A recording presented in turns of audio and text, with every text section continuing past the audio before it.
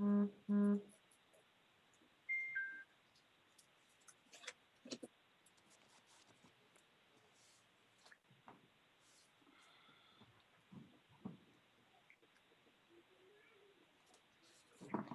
we're out on YouTube. Let's get the record going.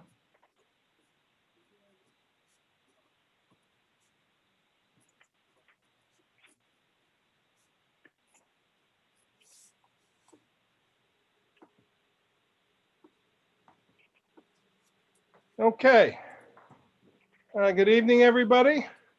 We'll call the October 1st, 2020 meeting of the Town of Rochester Town Board to order. Would you stand for the pledge to the flag? And we'll try to turn my computer here to the flag. I pledge allegiance to the flag of the United States of America and to and the to the republic republic for which it stands, stands, one one nation, nation, under under God, God, indivisible, indivisible, with liberty, with liberty and justice for all.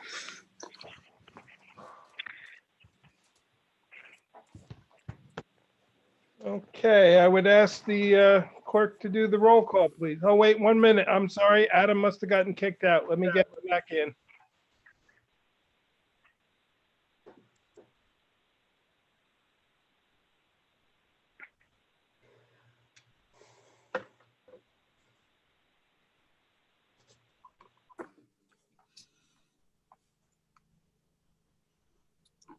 Are you back, Adam? Yeah, it dropped the meeting for some reason, but I'm back. That's okay. You're back in. Okay, you do the roll call, please, Kate? Councilwoman Allen, Here. Councilwoman Hagen DePew,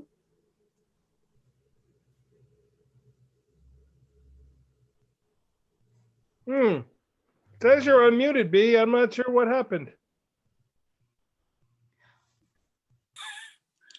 We heard you before. That's odd.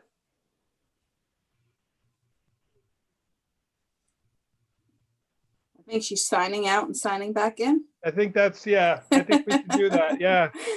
Councilman Okay. Hewitt, Here. Councilman Paddock, Here. Supervisor Baden. Here. I'd like to just sort of have a moment of silence. Normally we do a memoriam at the end, but we lost a very tragic loss for the community 2 days ago, I believe it was. Alice Schoonmaker passed, and definitely the Schoonmaker family, they are a legacy in this community. They have been here since the beginning. So I just asked that we would have a moment of silence in honor of Alice, please.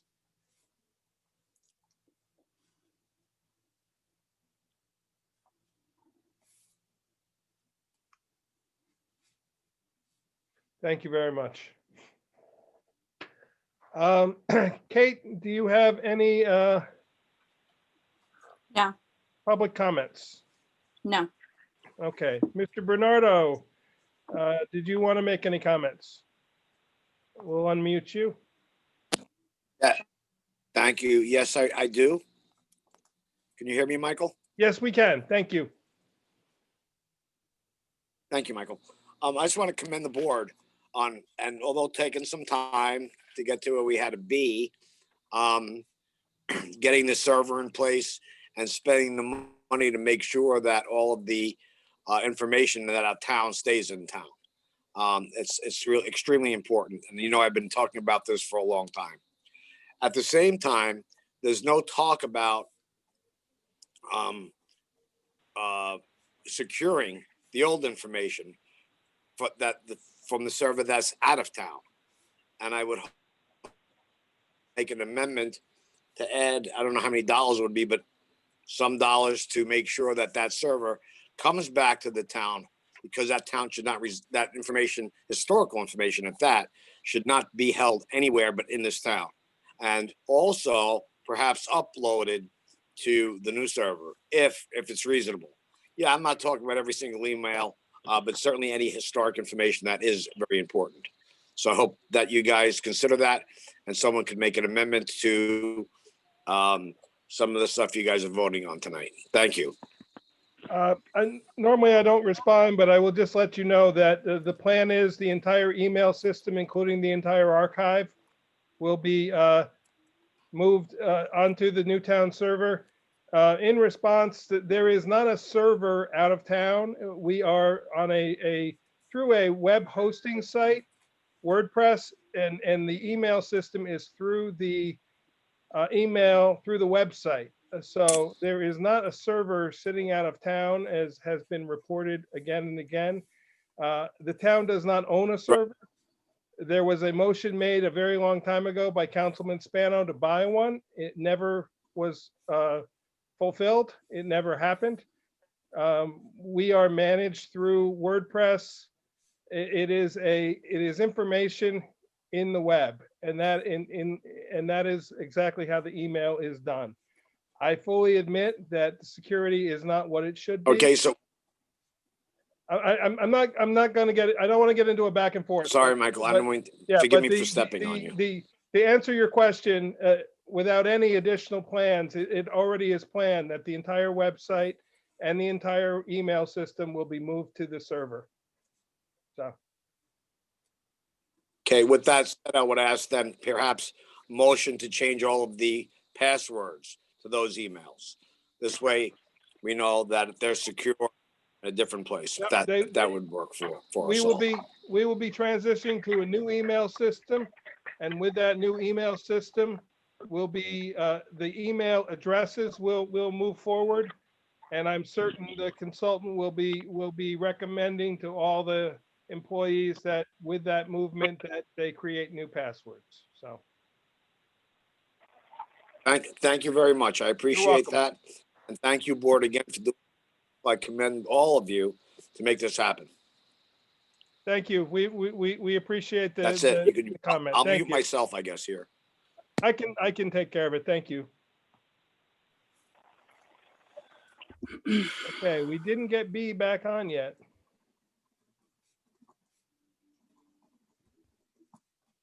Let me make sure she's not in the waiting room. Here she is.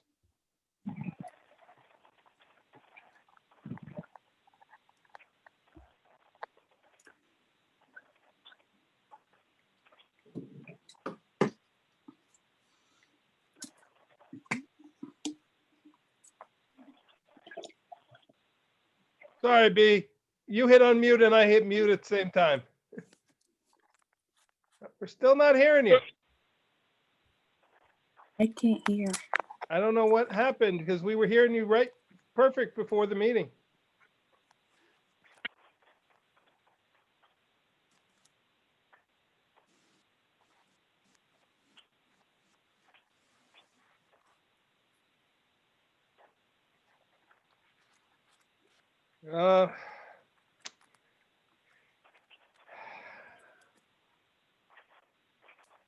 Does anybody know enough? Could it be that she accidentally turned down something on her computer? I'm messaging B some ideas. Okay. Yeah, because she was speaking to us when she first logged in. We heard her just fine. And then the volume just went away. Yeah, guys she are- spoke that hi to both of us, Michael. Yeah. Everybody's cutting out on me too. I can't hear everything.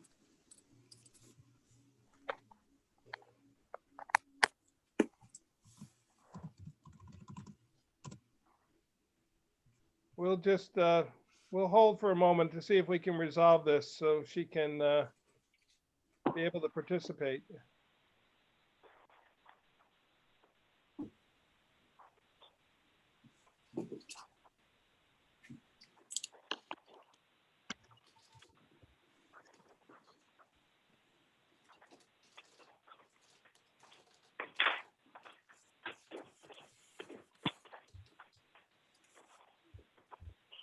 Aaron, down in the bottom, there's a to select the microphone. I'm wondering if by chance it's her microphone's not selected. That's what I was saying in the lower left corner, Yeah. next to the mute, there's a little There's an arrow. arrow. If you press that, there's a bunch of different things that pop up. So that's a good place to look.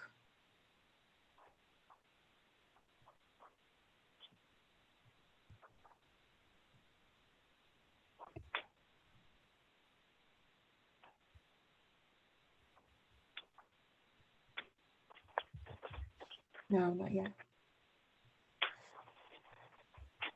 Is there a check mark B next to the microphone box? There is. And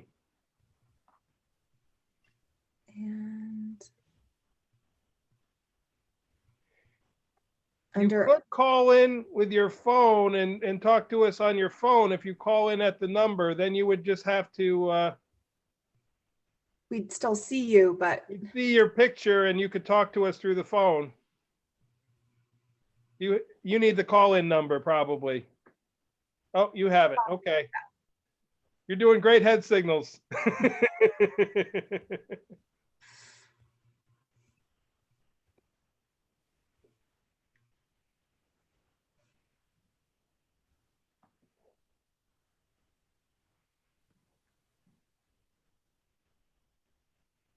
Yeah, you'll have to punch in that code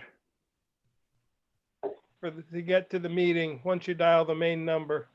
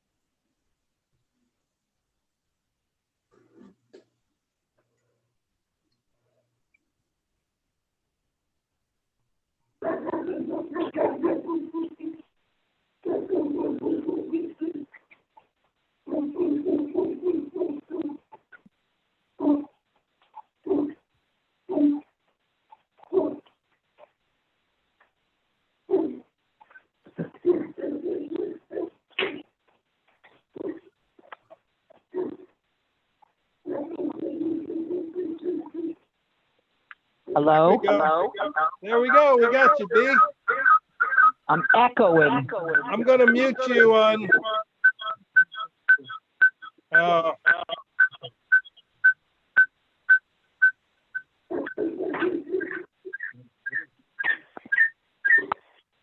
okay, that should be it. Okay. Try talking now, B.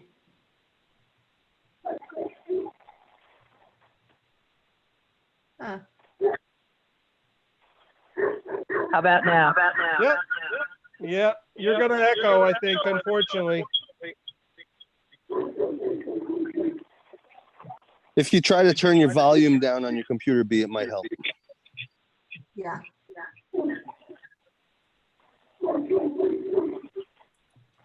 Okay, I turned the volume off. Yeah, because you'll be able to hear it on the You did it. phone. It shouldn't be echoing at all now. No, it's not. And can you hear us on the phone okay? Yes. Okay. So that's because what was happening was the volume from your computer, the hearing it from your end was coming through the phone. I think we're good now. Okay, good. Okay. Yep, we hear you great. I don't know if you Okay. can see me, but it doesn't matter. No, we do see you. You can tilt your computer down just a little bit. You're cutting off your mouth. There you go. See, I don't see me. Hold on. You're good. Okay. We got you. Okay. we're finished with public comment report. Mary Lou, attorney for the town report. Basically, I've been spending lots of time on our Article 78 proceeding. I sent you all an email last week saying that insurance is covering it, so that's very nice. Those papers will be due next week. We've got the record in. Kate certified that today. Getting the affidavit signed early next week, and then we'll submit. But that's where the majority of my time has been spent this Okay. past Um, week. Can you speak at all on the other filing that we made in court pre-COVID, where that stands, or do you not have any further information? We had talked about whether I should bring the motion. And you had said not at this point because you didn't want to spend that money. I'm We confused. talked about it last week. If we're talking about the same thing. The unemployment. Yeah. Yeah, so he, we served him, he never answered. So I could make a motion now for default judgment. Oh, okay. And when you and I spoke last week, you said to hold off on that. Yeah, I wanted to hold off till we talk to the whole board. So, Okay. should we do that in attorney's meeting, or can we do it in open session without naming names? You all know what I'm talking about, and So, it's gonna, so Mary Lou, can you state what the motion should be for me? I'm sorry. So, it's just to make a motion for a default judgment for the failure to answer. okay. For ease of simplicity, I'll go ahead and make that motion that we authorize the town attorney to apply for default judgment. And you can mention the name. It's a public record. We filed a lawsuit. Okay, in the what was the filing? The filing for a breach of contract, right?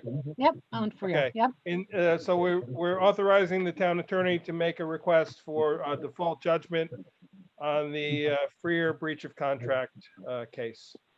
I'll make that motion. Do I have a second? Second. I'll second. Okay. Are there any questions or discussion on it? Okay, Kate, would you do a roll call vote, please? Councilwoman Allen, Aye. Councilwoman Hagen Depew, Aye. Councilman Hewitt, Aye. Councilman Paddock, Aye. I'm on Supervisor mute. Baden. Oh. All right. Okay, next, I'm gonna turn it over to, was that all you had, Mary Lou? Yes. Okay, I'll turn it over to Kate for the 2021 tentative budget presentation. All right. I worked really hard on this budget,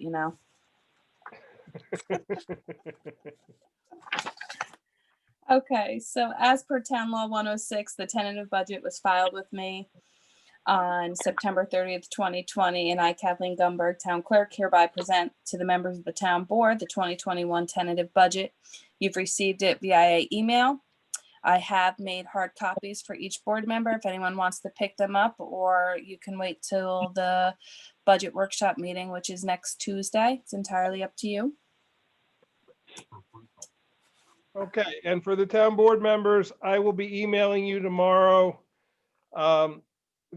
each department's budget requests that I received, so you have that information for you. I will also be emailing you the proposed, or at this point tentative, schedule of wages and salaries for 2021 budget. The numbers I utilize for the budget, it'll be broken out by position. And you will get that email tomorrow. For Aaron and Adam, since this is your first budget process, just wanted to outline kind of what this all means. B and Chris are experts at this now. The supervisor in July and August sends budget requests to each department head, and they respond back by no later than sometime in mid-September. I don't remember the exact date. They did that. I created the tentative budget as the budget officer and chief financial officer of the town. And that was presented to the town clerk yesterday, as is by statute. Then she is required to present it to the board within, I don't remember how many days, 3 days, 4 days, something like that, It has to be by October 5th. by October 5th. Okay. Conveniently, our meeting tonight fell in that window, so that's why she's presenting tonight. What we will do next is, now it's in the board's hands. We will convene budget meetings as we set at our last meeting, October 6th. Sorry, need to let Chris in. He must be calling in, or. So those meetings will be next Tuesday, which is October 6th, October 14th, October 21st. Those meetings will be held in person by the town board at the community center. At the first meeting on the 6th, I'm going to ask Jeff Fry to attend, and we will spend that entire meeting working on the highway fund budget. And then the 14th and the 21st, we will have other departments come. Kate definitely will come to one of them. Recreation and code enforcement usually are the other two departments we ask to appear.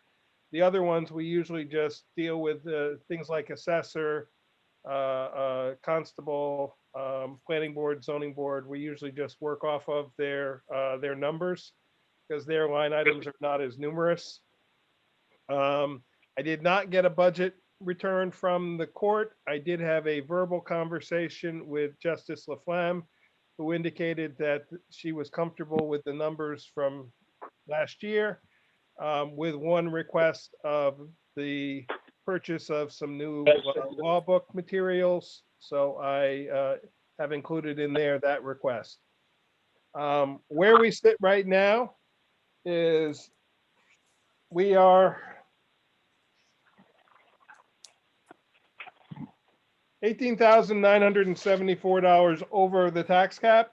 Last year, when we started the preliminary process, we were higher than that. So I'm confident we can sharpen our pencils and go through and cut. Last year, we were able to cut significant amount, close to $100,000. Bear in mind, this budget request, the tentative budget is, as B likes to call it, the wish list. So this is everybody's ask. I did modify a couple of the asks already, just bearing in mind what we could and couldn't do, but you will see what they requested. What that means right now is the average household would, where we sit at this moment, the average household would pay $30.14 more in taxes per year. The average parcel, which is all parcels, would pay $26.01 more in taxes per year. This is based on information from Mr. Dunham, who gave me the average residential value and the average parcel value. It currently sits right now at about a 5.7% increase. But bear in mind that when your total taxes are only about $500, that 1% of 500 is $5. So we're sitting at approximately about a $28 increase or $30 increase. And once we make some more cuts, we will get that back down. So, And Mike, can I just comment that if you're at all thinking that you may not get down below that tax cap, you will need to put a local law in place. So if you're considering doing that, you don't have to use it. It's something you can do and then not use. But if you're going to perhaps need one, you might want to just set up the law between this week and next week and set up a public hearing. set the public hearing that night for one of the future nights. Right, so that if you need, and you'll probably have a better idea after that first meeting. Correct. But Correct. if you're not gonna get it down under the tax cap, I'm you fairly definitely need confident that we local will law. get it down to $19,000. At the very least, we could just pull 20 more thousand out of fund balance and fix the problem easily.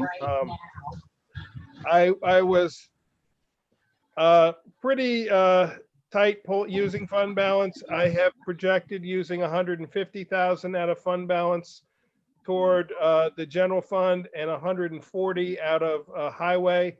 The 150 is a leap from the 75 we did previously. However, there were a few fundings that we collected taxes for this year that we are not going to utilize, like the $20,000 for the Cohasson pool.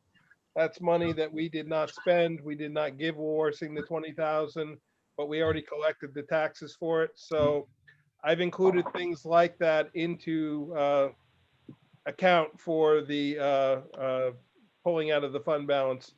Also, it is looking very likely that we may not need to utilize all that we projected last year for this year's taxes out of the fund balance. We're tight, but we're sitting pretty good right now. We have some larger payments that are still due to come in as long as they come in on schedule. Like for example, we have the 114,000 coming in yet for the solar, which comes in, I believe, in November and December. It's split over 2 payments because they went into operation at different times. Hey, Mike? And that will that was figured in our budget, but that will certainly increase the amount of revenue we've taken in this year. Yep, just want you to be aware of that. Yep. One little Yep. Thanks, We Mary. also get our Possibility. cable franchise money in January, but it is for this past year, so it becomes revenue in 2020. So, and that's about 115 to 120,000. Thanks for the reminder, Mary Lou. You're welcome, Chris. I wanted to reiterate what Mike said. I'm very confident we'll get below the tax cap because of the process. We're getting very familiar with how to get into a reasonable state with the budget. And I just wanted to remind everybody, now is the time to give us ideas and suggestions because we really take them seriously. We met with every department head, community members, and this is when we incorporate suggestions and when it really influences our budget decisions. So please feel free to reach out to us. Couple of just a real brief overview, and I won't go into too much detail, but I did include $50,000 for new playground equipment. It's been brought to my attention numerous times that our playground equipment is old and tired, and we're all very aware of that. We have tried the last 2 years for grant funding for some upgrades in our park. We were not successful in either grant. We have 25-year-old playground equipment that was donated from the Chamber of Commerce. Was very appreciated at the time, but I think it's time. So Adam, I'm going to ask you to work with Ashley and Jeff and see if you can search out.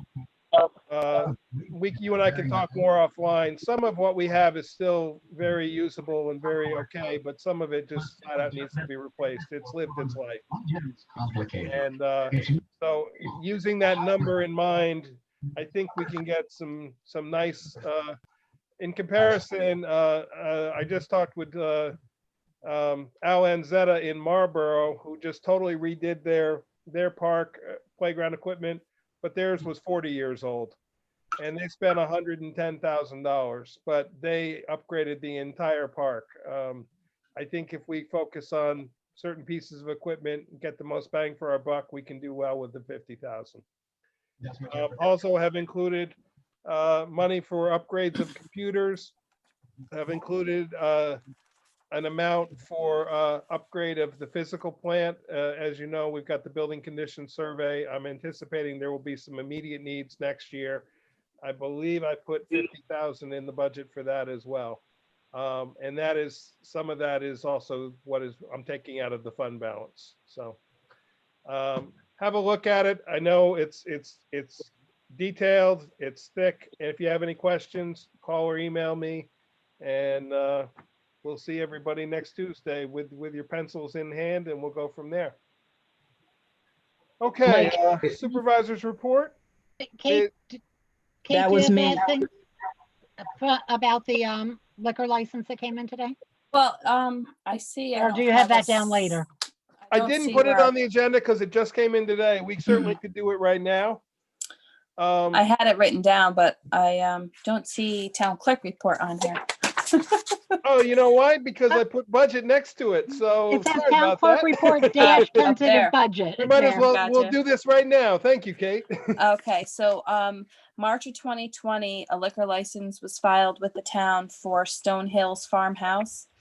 And the owner came in today because they needed to make an amendment to their liquor license. And the town board has the authority to either waive the 30-day permit filing. And that's generally what we've done, but we have to put it on record that the town board is okay with waiving that. We don't issue a permit, but It's, yeah. they have to wait 30 days before they issue a permit from the state unless we waive that. I've never seen us not waive it. Right. Somebody want to make that motion?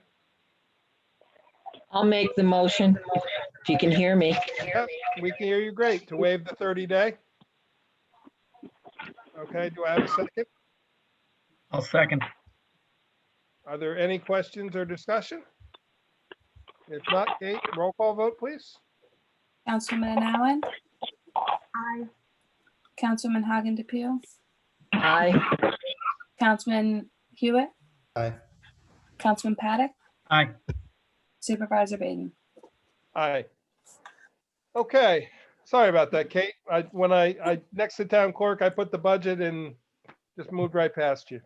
One other thing I Um, want to say is we are online. You can now make payments online for your various rec fees, planning board, zoning, town clerk. We have the link up on our website and ready to go. And anybody doing that though should ask the department. let the Yes, there department is a know first. disclaimer when you go to the page and it does say, please contact the department in which you're making a payment. Mike, can you tell me Prior the to. budget special dates? The days of the budget And the time. meetings, And the they time. are October 6th, October 14th, October 21st, and then we will finalize it at our workshop meeting, which is October 29th, the Thursday. Kate, what time did we set those budget meetings at 6 or 6:30? You know, you set it for 6:30 with the public notice, you put 6 o'clock. Well, we have to go with the public notice then. That's Mhm. my error. Mary Lou, you're muted if you're trying to talk. To be official, you should amend that resolution. Yep, we will. We will. We did it Mike- at 6 last year, and that was my fault. I had it in my head at 6, and then we did the resolution at 6:30. Are any of the board members going to be severely crunched by moving it to 6? Otherwise, we would have to re-advertise the meeting, the notice. It's going to be tough for me to get there, but I'll do my very best if I'm not Okay. too late. If you're a little bit late, it's okay. I appreciate it. Look at it this way, and we hold them tight to 2 hours because after 2 hours with all the number crunching, your head starts spinning. So we hold them very tight to 2 hours. Mike, can you hear me on the Zoom meeting now? We I do. did a little adjustment here on the computer. Yep, we got you great. Thank you, Thank B. you. Okay, no problem. I will now mute myself.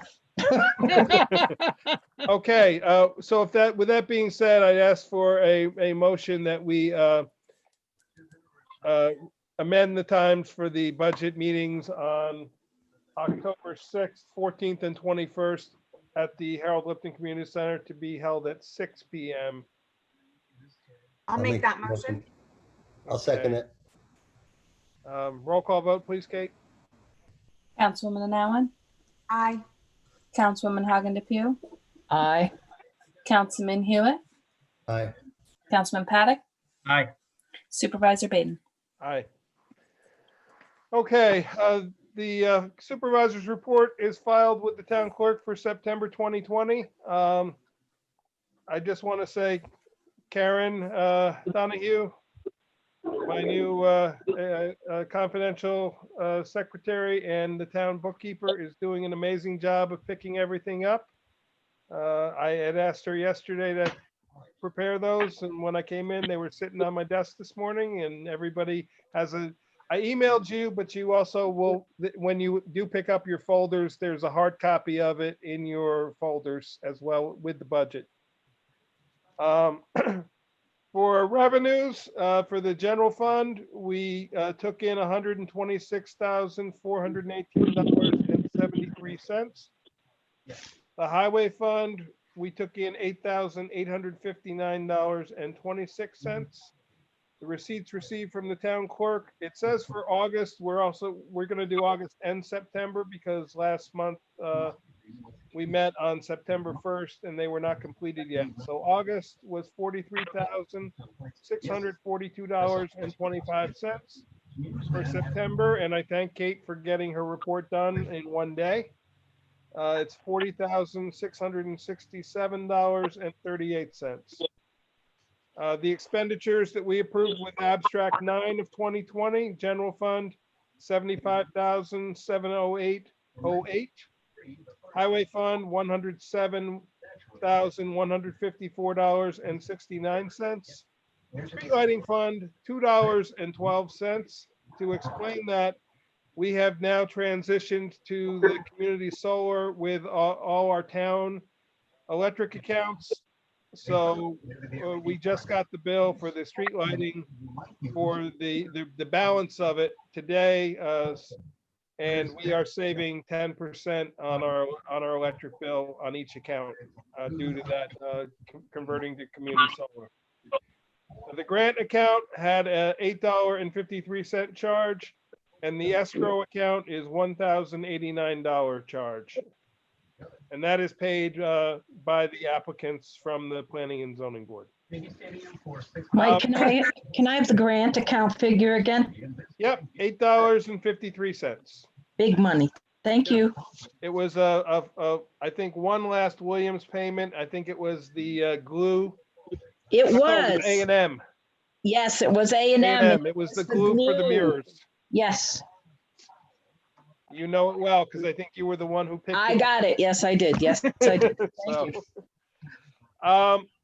the COVID report, the county continues to make increases and the numbers are remaining somewhat stable. I do not have the most recent Rochester number. We had jumped from 1 to 3 cases. I believe we are still in that same range, and my apologies that I did not get that number. To report on the census, as some of you may have seen in the newspapers, the federal courts overruled the September 30th ending of the census. It is now extended through October 31st. So census workers are continuing. We are at, as of the 24th of September, I believe it was, and I emailed you all today that report. We were at 53.5%, which is slightly under where we were in 2010, but a very small percentage. I believe we were at 53.7 in 2010. So we are sitting pretty close to the same. The reason we are partially at such a low percentage compared to 100 is that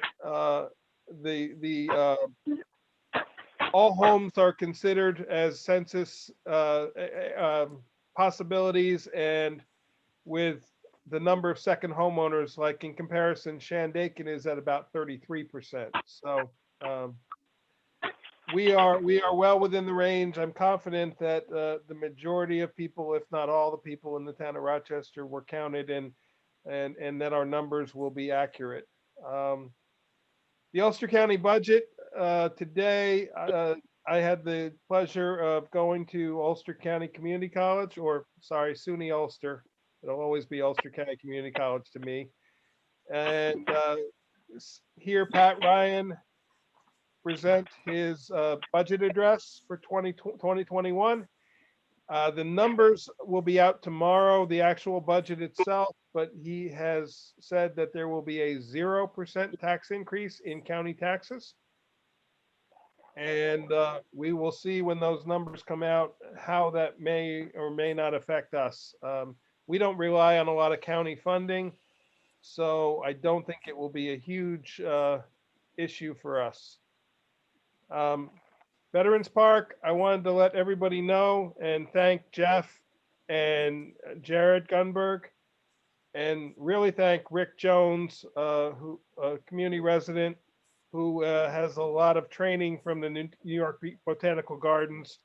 Rick helped us secure two linden trees that we planted on Tuesday. At the Veterans Park, we have staked out where we were going to eventually plant 5 more trees. We had talked about this.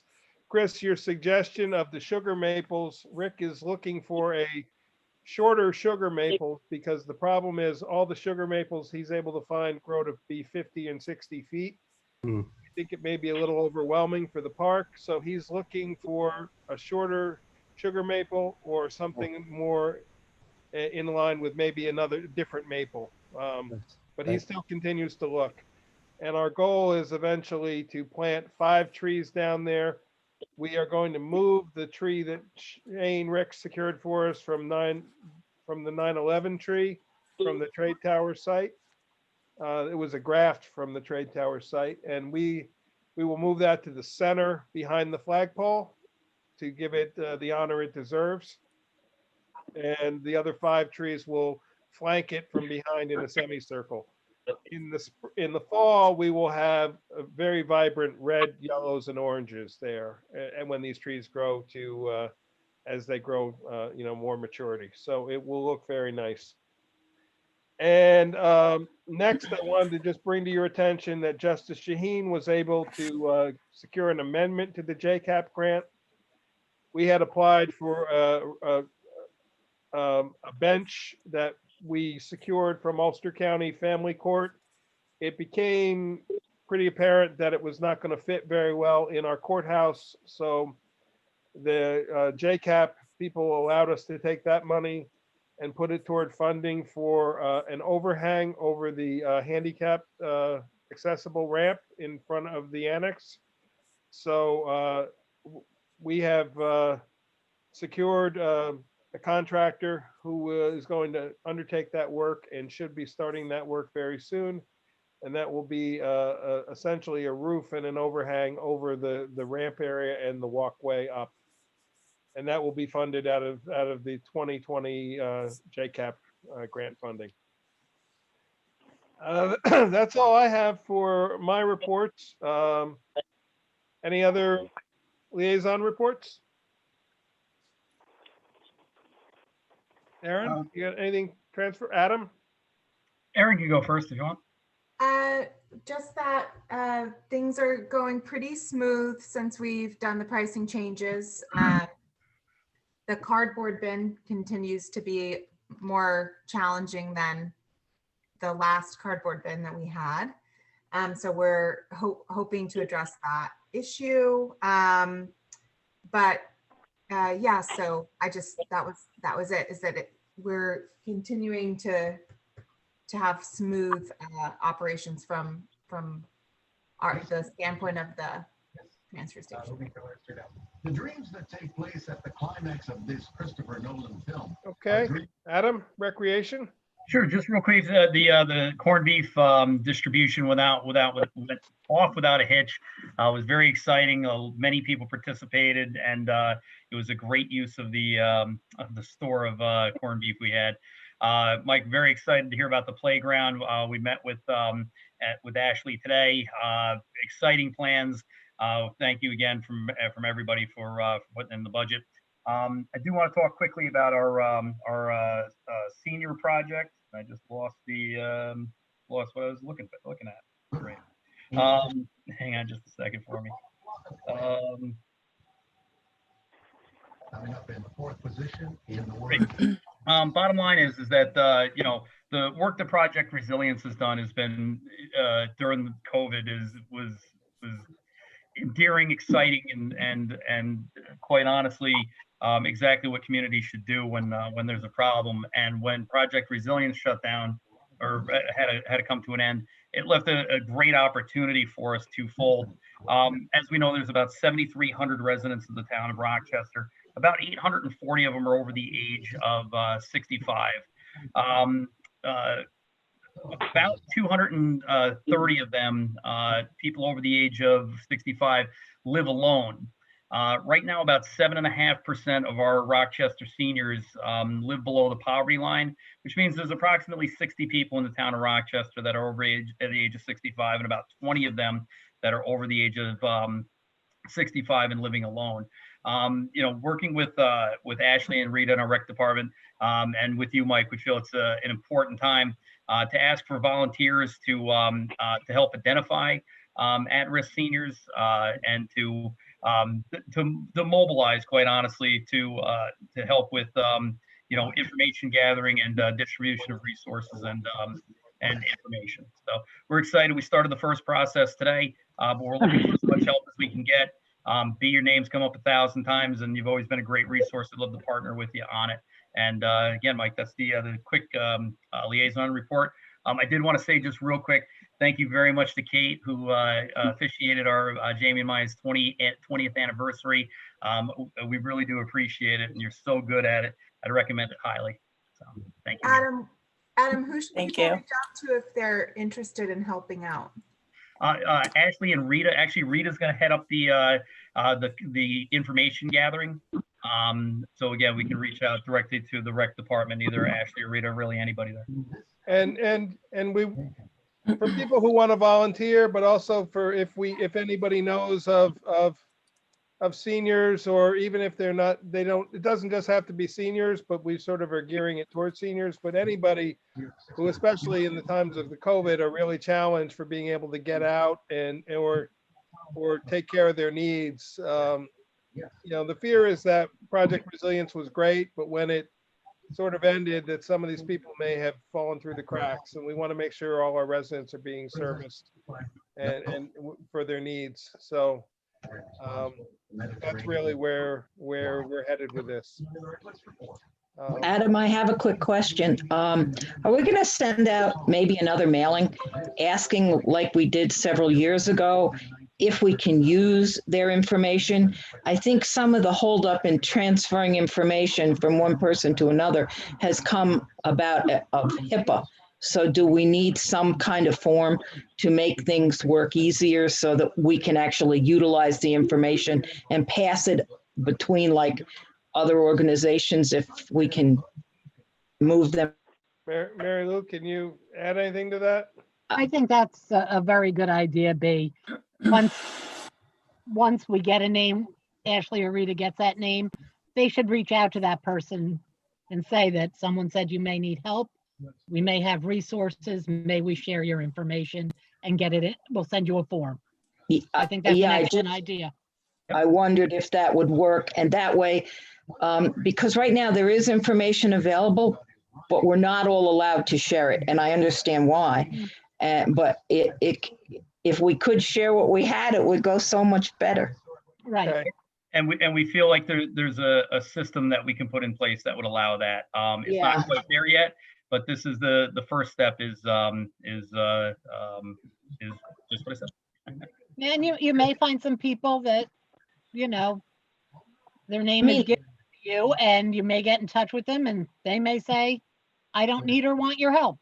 So, That don't share my information. I mean, then we'll put a red star by it or something, or set up a chart or something. And that's exactly what we talked about was, and again, we're thinking collectively right now about, the 60 people statistically that are out there that we don't know about. But we really do want to make this an all-encompassing for anybody who considers themselves a senior, which is everything from a welcome to the club letter to, quite honestly, a sympathy card and everything in between. And the way we're looking at least preliminarily, is there's a red, yellow, and green. Green are seniors that want to be identified and participate in our programs, like chair yoga and line dancing. And then, you know, there's the red, people who have identified themselves or family members have identified them at risk. And quite honestly, we expect a giant yellow area of folks that quite honestly don't need or want our help or don't want to be contacted. And that's fine. But we feel like we're not doing everything we can right now. And that's what we're working on. That's true. Thanks, Adam. No problem. Thank you. Thank you, everybody on the board. B, do you have anything on courts? I sort of No, stole you your thunder a stole little my bit. stuff. You stole all my stuff. Yeah, Except that the bench, another type of bench did arrive from the Office of Court Administration. It's the prisoner bench, and it does have to be fastened down. And we do have to send pictures back to the powers that be at OCA so that they can see that it has been installed. this was a donated bench that came from Office of Court Administration from their warehouse in Albany that Justice Stella Hunt made sure came to the town of Rochester. So Yes. we're very happy and thankful for it. But to dot their i's and cross their t's, we have to send them a picture that shows it's secured to the floor by bolts. Exactly. Exactly. Chris, anything from the ECC? Not at this time. Okay. For the board members, and I didn't say this, and I emailed you a fairly large packet of correspondence information. Look through it. It's all pretty straightforward. There is one letter from the Eckerd Fire District that you may want to read carefully, and then we can certainly talk about if we want to respond to it, or if we think we need to involve ourselves in it. I also want to call attention that from the State Comptroller's Office, the town of Rochester officially for under fiscal stress and environmental stress are listed as no designation, which is a good thing. Yay. That was for 2019. Our scores are lowered to 0 on fiscal stress and 13.3 on environmental stress. The environmental stress is kind of out of our hands because it deals more with median income and percentage of people on unemployment and food stamps and things like that. The fiscal stress is directly related to our budget and fund balance. In 17, we were at a score of 3.3, and then 18 and 19 were at 0. The environmental stress has decreased from 40 in 17, now down to 13.3. So we are according to the Comptroller's Office, Rochester is doing very well. And I also wanted to read the assessor's report quickly from Mr. Dunham. He says, part of the annual reassessment plan adopted by the town, he's required to review the inventory of parcels in the town. Starting in June, I will start this project to complete the parcels that need to be reviewed prior to next year's roll. So far this year, he has inspected 733 parcels. I think he meant starting in this past June. And then exemption renewal applications during the month of October. We'll start to prepare renewal applications for property owners. They'll send out applications for senior citizens, disabled persons with limited incomes, agricultural exemptions, fully exempt properties, grandparents, clergy, and forest exemptions. We'll mail the applications out the end of October. All exemptions are due by March 1st, 2021. So if you know of anybody, any of your family, neighbors, friends are under these exemptions, just remind them of that there's a letter coming and that they need to get that application back by March 1, 2021. You'd be amazed the number of people that we end up calling at the last minute to remind them that we haven't received it yet. Mike, I just wanted to do a quick update. The ECC is continuing its third Thursday lecture series, but we recently heard that the Rondout Creek Watershed Alliance is having a cleanup of plastic around trees and native shrubs that was created during plastic that was created during the Trees for Tribs program. There'll be a cleaning along the banks of the Coxon Kill near High Falls and the Rochester Town Line off Clove Valley Road, and that's Saturday, October 10 from 10 a.m. to noon. And the Rondout Creek Watershed Alliance is trying to partner with the Marbletown ECC and our ECC. Great. Thank you, Chris. Any other updates? How about you gonna let Jeff tell us on the highway? Yep, he actually lost the phone line and I just let him back in. Are you there, Jeff?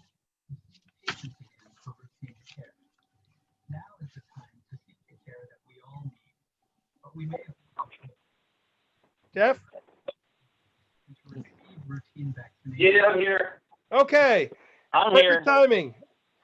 We're on your highway superintendent update. Oh, okay. Yeah, sorry about that. My phone decided to hang up on me. That's okay. Yeah, we had a good summer. The summer was good to us. Mother Nature was good to us. We got a lot of thanks to Town of Marbletown for our municipal sharing that we do. We were able to get a lot of blacktopping done this summer. A lot of oil and chipping. We were able to get the parking lot over the community center blacktop finally. And then Mike and I had decided that we'll wait and do the courthouse next year. There's some things that need to be done there yet, so we'll wait on that. Unfortunately, the governor has finally decided in July to keep 20% of the CHIPS money that the municipalities get. So luckily I had been expecting that all summer, so I didn't spend the money that I anticipated was going to be kept from us. So that kind of brought me to a halt for any more major road work, at least for the rest of this season, and with the hopes that next year we'll be able to do a little bit more, and hopefully we'll get CHIPS money next year. But other than that, we've been just kind of getting into the fall season here and trying to get some things ready for the next season that comes that we really don't like to think about or we don't really talk about. It's a four-letter word that's not very good. But other than that, everything's been good on our side. So we're clicking along, and the guys, as always, are doing a fantastic job. But they always do, so it makes my job a lot easier. And Jeff, can you just tell everybody the name of our new HMEO that replaced Mr. Ballard, who retired? Yes, his name is Nick Seaman. He was finally able to start this Monday. He had to stay quarantined for a couple of weeks because his girlfriend had to be tested for COVID, which she came back negative, thank goodness, and so did he. So he was finally able to start Monday, and he will be a fantastic add-on to our highway department. He seems like he'll fit right in. Right. He has experience having worked with Marbletown previously as a relief person, and we're happy to have him.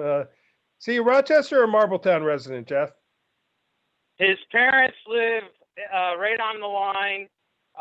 They're kind of Rochester, where they're situated. I think they are somewhat in Rochester, but Yeah. I think some of their property is in Marbletown.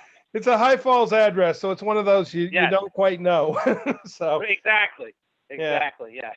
Well, please tell him welcome from all of us, and I'll make sure to stop over and see him very soon. And I don't know if you were still on. I want to make sure thank you and Jared for helping with the digging of the holes to plant the trees, and they ran a water line down there so we can make sure that tree stays watered. Although Mother Nature helped us out on Wednesday night with a lot of rain. So yes, we watered it some this morning, and then I don't think we'll have to water it tomorrow morning. It looks like some rain, but then Rick Jones had mentioned he'll check it over the weekend, and then we'll kind of take control of it next week. We ran the water line. Good. Yeah, it doesn't have to be watered every day, he said, Right. So. Okay. But we ran the water line down there so that we'd have easy access to water, and so it came out real good. It looks real nice. Rick Jones he did all the work. Jared dug the holes but it came out real good. Yep. Thank you very much. Thank you. Thank Jared. One thing Jeff didn't say, unfortunately, with the 20% of the CHIPS money going away, it wasn't just our 2020 CHIPS money that we lost 20% of. We also lost 20% of our rollover from 19 that we didn't use, which means the truck that we purchased that we had hoped to get in 19 and then didn't arrive until 2020 and was paid for in 2020, we essentially lost 20% of that money as well.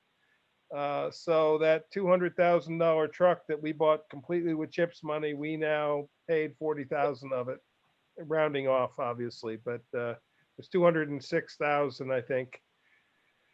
So I thank Jeff for sort of backtracking a little on some of his road work ideas, and we'll see. We don't know CHIPS numbers for next year's budget yet. Normally we do.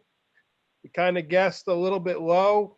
If we get a little extra, then we can do a little more. So we kind of took our normal CHIPS and lowered it by about 20% to figuring that that's what's going to happen. So thank you, Jeff. And you can stay on for that one more resolution. We'll be there pretty quick. Absolutely, Jeff- yeah, no problem. Jeff should just know that snow is the very best four-letter word. Only Sorry, if you're not a Jeff. highway superintendent. Snow is never a good word. Okay, constabulary report from Rich Miller. The court is partially open. They answered 31 direct calls for service and other duties in August.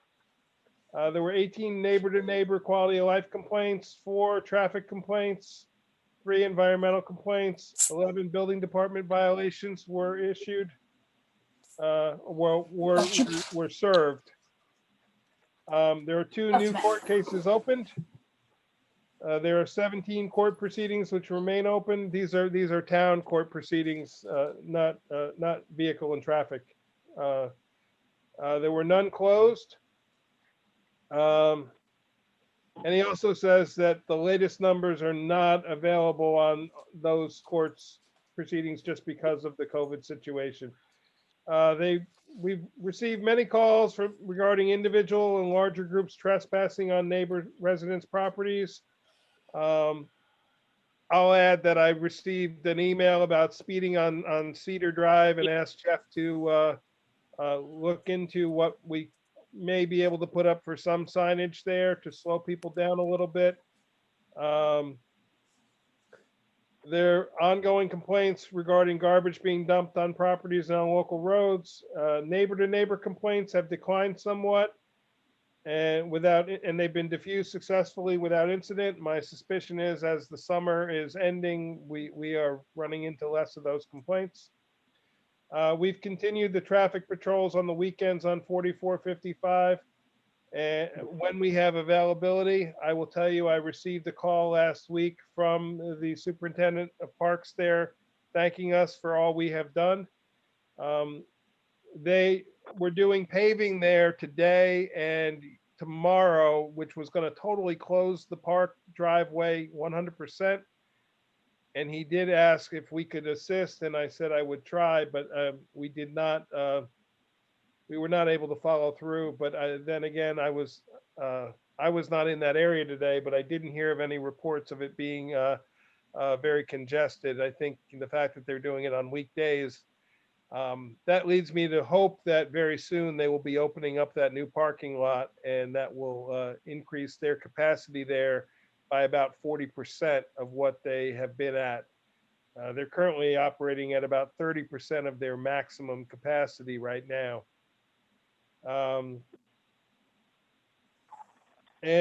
Chief Miller reports about a couple things. During those patrols, they dealt with an infant who was dehydrated. They had a hit and run property damage accident that they addressed, and they received thank yous from many town residents and non-town residents. So that is his report. I will tell you that doing the math, that patrol has probably cost the town about $5,000. I think it's money well spent in that we are keeping the roads from being clogged up with parking. The one weekend, Labor Day weekend, that we did not have a patrol out there because of availability, it turned into a nightmare. And I heard from the superintendent and from Mark Cathcart, who is the number 3 there, that they just lost control. And the state police were there in the beginning, but then had the one car they had available had to leave. And as soon as it left, everything went haywire up there. And I'm sure many of you saw the pictures on Facebook. It was pretty bad. Um, Moving on to resolutions. Kate, did you have the minutes for the August 27th workshop meeting? Did you email those or did I? Well, you know what? I may not have. I don't think I thought of August. So we're gonna table those still. We'll catch them up next meeting. Okay. So I'm gonna ask for a motion to accept the minutes of September 1st regular, September 8th special meeting. The other day, I forgot one, Kate. It was September 16th. Yes. Okay. We're gonna add to that motion September 16th special.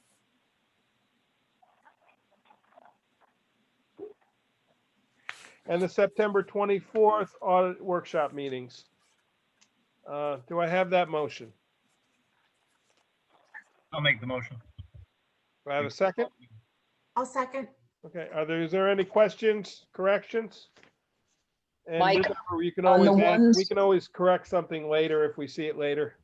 On the ones from the 24th, if we include them all in one resolution, I can vote on everyone but the 24th because I wasn't there. I don't know how you want to work that. We can separate it out. So we'll do a motion on the resolution for September 1st, September 8th, and September 16th. So we'll amend the motion. Aaron and Chris, are you okay? Or who made the second? Adam? Adam made the Made the motion. Aaron made the second. I Adam made this- and Aaron. Okay, so Adam and Aaron, are you okay to amend that motion? Okay. Yes. Amended. So Kate, we'll do a roll call vote. Councilwoman Allen, Aye. Councilwoman Hagen DePew, Aye. Councilman Hewitt, Aye. Councilman Paddock, Aye. Supervisor Baden. Aye.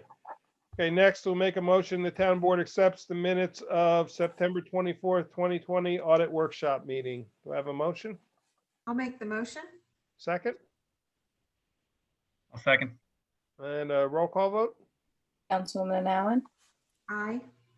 Councilwoman Hagen DePew, Abstain, I couldn't be present. Councilman Hewitt, Aye. Councilman Paddock, Aye. Supervisor Baden. Aye. Okay, next, this is amending resolution 121, 2020. It's the highway section 284 agreement. And the resolution is upon recommendation of the highway superintendent, the town board hereby amends resolution 121, 2020 as follows. We are changing the amount of 183,000 to 238,000. And then we are adding under the single chip seal, Queens Highway, not to exceed $31,000. And under the blacktop pave, we are adding Trails End, not to exceed $25,000. And that is the difference of the $56,000. Jeff, those numbers are correct, right? Yes, they are correct. Yep. Okay. So do I have that motion? I'll make the motion. I'll second. Mary Lou, I have one question for you. We signed the 284 agreement. If we amend it, do we all need, each board member is required to sign it and we file it, Yeah. I believe, with Kate? Should we have even if we Yep. pass this resolution, each board member should Yes, sign at some absolutely. point to an amendment? Okay. So Jeff, if you can have Tina just print out the signing page again, and then I'll make sure at next Tuesday I can get all the board members to sign it. Okay, you got it. Sounds good. Okay. Thank you very much. Are Thank there you. any other questions or comments? If not, Kate, roll call vote? Councilwoman Allen, Aye. Councilwoman Hagen DePew, Aye. Councilman Hewitt, Aye. Councilman Paddock, Aye. Supervisor Baden. Aye. And Jeff, I think I told you this, but the woman who lives at the end of Trails End Road was ecstatic. She sent an email that how happy she was about that road being resurfaced and thanked us very much. Good. Yeah, it actually came out very well. And again, like I said, we got to thank Marbletown because they came and used their paver, and they're a big help to us this summer. Without them, it would cost a lot more than it actually does. Yeah. So It really is a great example of how the shared services program works. And I need to thank the highway superintendents of all the county highway superintendents, because they've all really pitched in together to make this program work, where each one sort of helps each other on projects when they need equipment. So. absolutely, absolutely. Next resolution, Ulster County Planning Board alternate town representative. Upon recommendation of the town supervisor, the town board authorizes the town supervisor to submit the name of Councilwoman Erin Anawan to the Ulster County Planning Board for consideration by the Ulster County Legislature to serve as the town of Rochester alternate member. I'll make the I'm motion. going to make that motion, being the county planning board rep. I'll second. Aaron has stepped up. We've had a vacancy there for a very long time. I can't find a planning board or ZBA member who is interested in doing it. And as I said to Aaron, I don't miss many meetings. I miss maybe one every 2 years. So, but Adam can attest to what happens when somebody says that. So, One time. Kate, roll call vote. Councilwoman Anawan. I'll abstain. Oh, yes. Councilman Hagen DePew. I with pleasure. Councilman Hewitt. Aye. Councilman Paddock. Aye. Supervisor Baden. Aye. And Aaron, with that submission, I just need a brief resume statement about yourself, something like that, just to send up to the county. And then it will go to the county legislature eventually for their appointment. It takes about 2 months to go through the process. So, Okay, I will send you something. okay. Next, I'm asking for a motion to approve the request to construct code enforcement storage space. The resolution is, upon recommendation of the code enforcement officer and fire inspector, the town board authorizes the expenditure of up to $8,000 for labor and materials to enclose the porch area in the front of the code enforcement office at the Harold Lipton Community Center to be utilized as file storage. Work to be done in-house utilizing town employee personnel who shall be compensated at the rate of $25 per hour for this additional work. Such work shall not apply toward overtime compensation. Mary Lou, before I put that resolution to the board, I just want to make sure legally we can do it that way. Can you explain that to me? Yes. Who's the additional? It is going, Who are these in-house Yeah. people? so Mr. Davis, Mr. Farrell, our fire inspector, Okay, and I believe Mr. Davis's son, who is one of our temporary highway employees or our seasonal highway employees, and Mr. Farrell Senior, who is a highway employee, all have construction experience and are willing to do the labor for us. Rather than paying them their normal rate of pay, which is all over the map for those 4 positions, I picked this amount, assuming that we would be paying a contractor considerably more than this.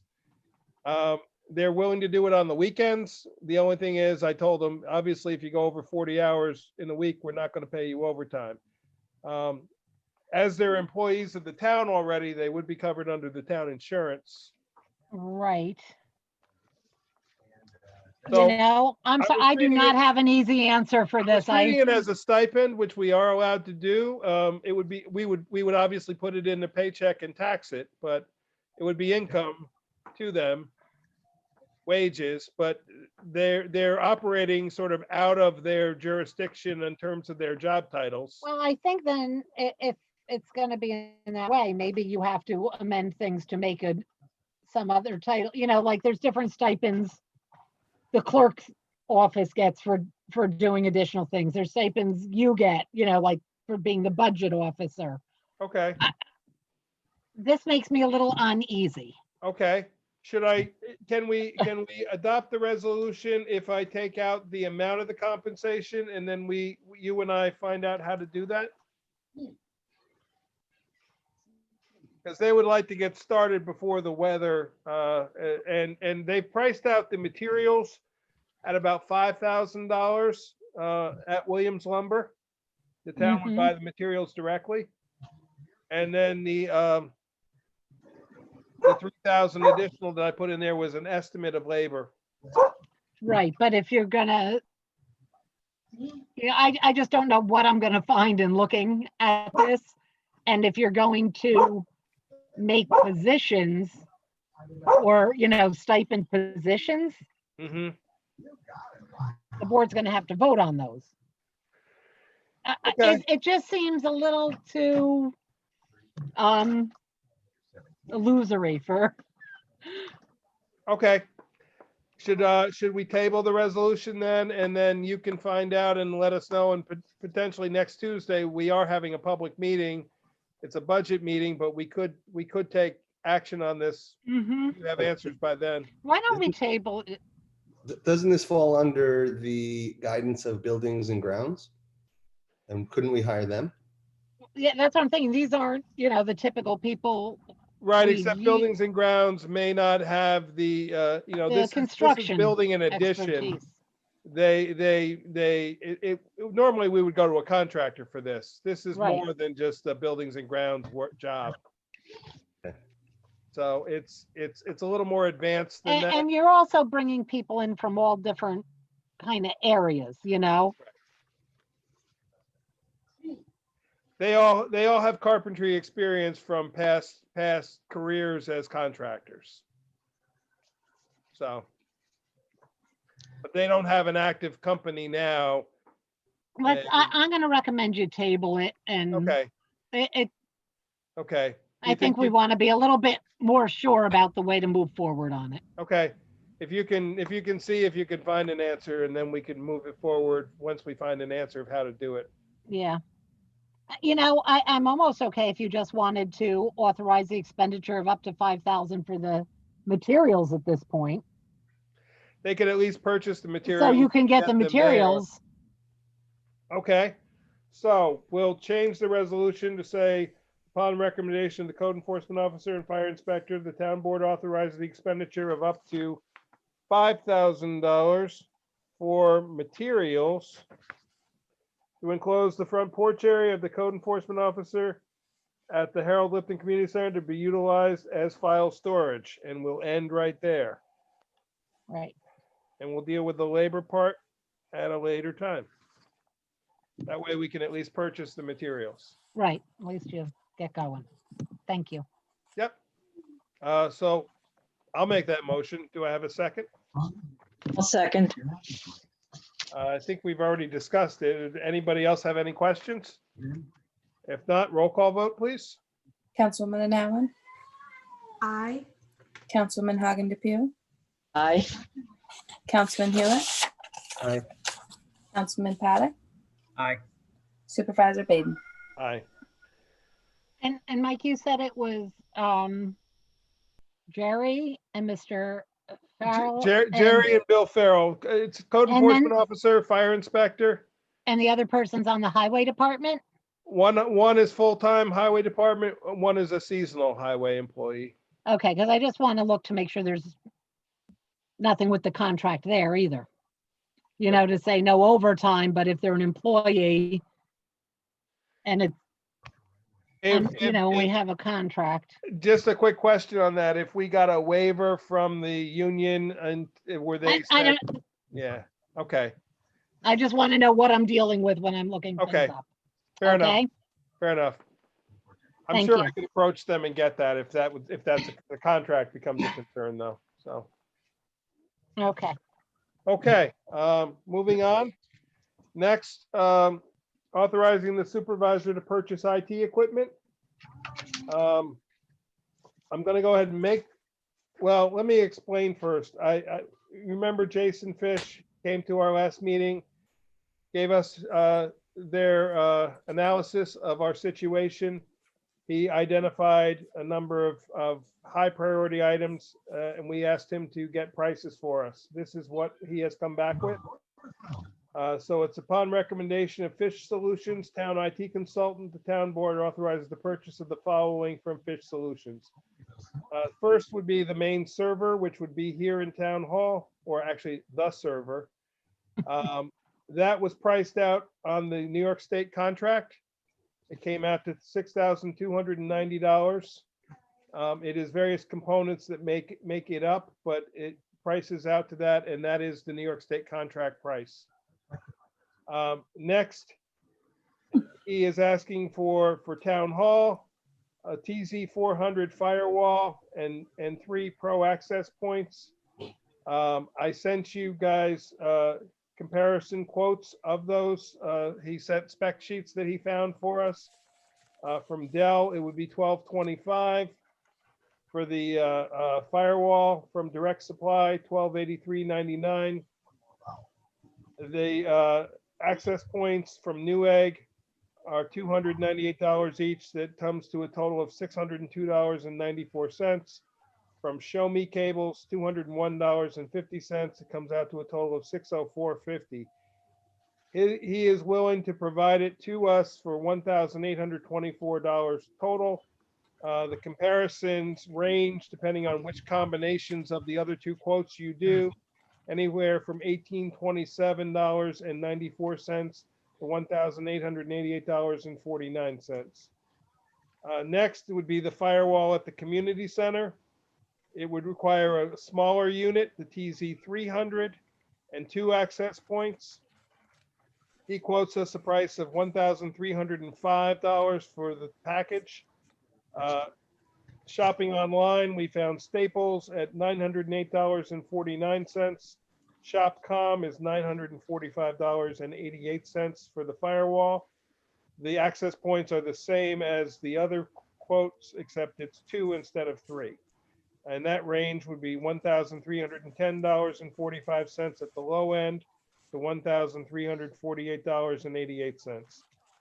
The mail exchange, which is the monthly per email account that would be charged, would be $9.99 per month per user by Mr. Fish, by his company. The New York State contract, he was a little shocked at how high it was. It was $18 per user, and that he found online 2 lesser prices. One is Rockspace Technology at $10.99 per month. One is Liquid Web at $10 per month. So I'm going to make the recommendation that we purchase those 4 items from Fish Solutions at the prices that are quoted. Do I have a second for discussion? I'll second. Okay. So questions, discussion? I have a question. Yep. Questions, really. Fish Solutions got the bid for the IT tech, correct? That was a bid that was They got the done, bid as a consultant. correct? That was a bid that was done without equipment, correct? Correct. Okay, so why then is he doing the pricing of equipment? If he wanted to give us specifications on the equipment, why don't we put the equipment out for bid and see what the pricing comes in for best practices? These are not items that are enough that it requires bid. We could go out for quotes, and that's essentially what we did. I told him we needed 3 quotes for each item, other than the firewall, which is New York State contract. The New York State contract is he looked to see if he could find cheaper than the New York State contract. He could not. Mike, the office equipment alone per month, there's how many users at Town Hall would use this? Approximately 50. 50. That's $500 a month. Correct. I really think we're not a wealthy town. And I understand that we need all these things of some kind or another. We're going to buy this today, and 3 years from now, this is going to be defunct and we're going to have to buy it again. And that's what has me worried. This gentleman got the bid as the tech, but he did not get the bid as equipment. No. And that's why I'm asking that it go out for equipment, because I don't know. Well, my point is, the comparisons are from the internet. I mean, that's why he sent us the spec sheets. We don't normally put $1,000 items out for bid. We look for quotes, and that's I'm really not what we looking did. at this as individual, the server, the firewall. And actually, They- it looks to me like there's two firewalls there, and I don't know Correct. why One, you. and I've broken them out. One firewall is for the town hall, Mhm. which because it is more users, needs a larger system, and that is why it was 3 access points as opposed to 2. Right, I got Um, all that. Yeah, But if you take all these numbers and you put them together, you certainly, whether you about take, $10,000, which is what we budgeted for equipment, IT equipment for this year. but what about for the future year of the users? We didn't bid for the future. If you No, just, it's not about bidding. I've included in my budget $6,000 for the email system for next year's budget. I think what we're doing to upgrade is good, but I don't know how this compares server to computer. I'm not a geek, a techie, whatever I am. This $6,000 for this server that's 16 gigs of RAM and 2 terabytes of usable storage, I can buy a computer for that with that, and it wouldn't cost me $6,000. And it could be used as the server, correct? It could be used in the same capacity, could it not? I don't No, know the answer to that. I- I'm not we hired a consultant to give us advisement, and he has come in and reviewed our situation. And this is his recommendation. But we are also giving him the right to pick this equipment, to which, I don't know, does he get a markup? It's like putting the fox in the hen house. You got the guy that's your IT person, fine. Take his specs that he needs to build and take it outside and see what we come up with pricing. The $6,290 is the New York State contract. So the answer I to don't that question. care if it's in No, New York State. let me finish. He is not getting a markup. He is billing us $6,290, which is what the New York State contract is for that piece of equipment. He is not Oh. getting a markup. B, are you looking at this as maybe there's somebody who has a lower price in much the same way that on the, on number 4, they were surprised that it was $18 a month a user, Thank you, but yes. they'll give us $9.99 a month? Is that what Exactly. you're saying? Do we Yes, have comparisons besides the state that's contract? exactly correct.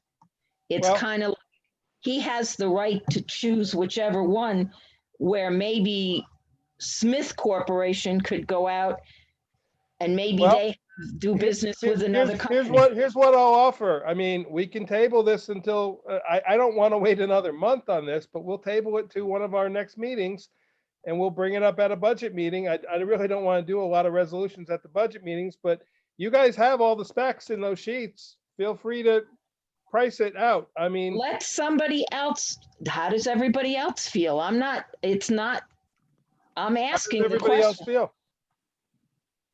I'm ready to adopt it. We hired a consultant. I think he has found us prices cheaper than the firewalls were not available. There was no New York State pricing for them.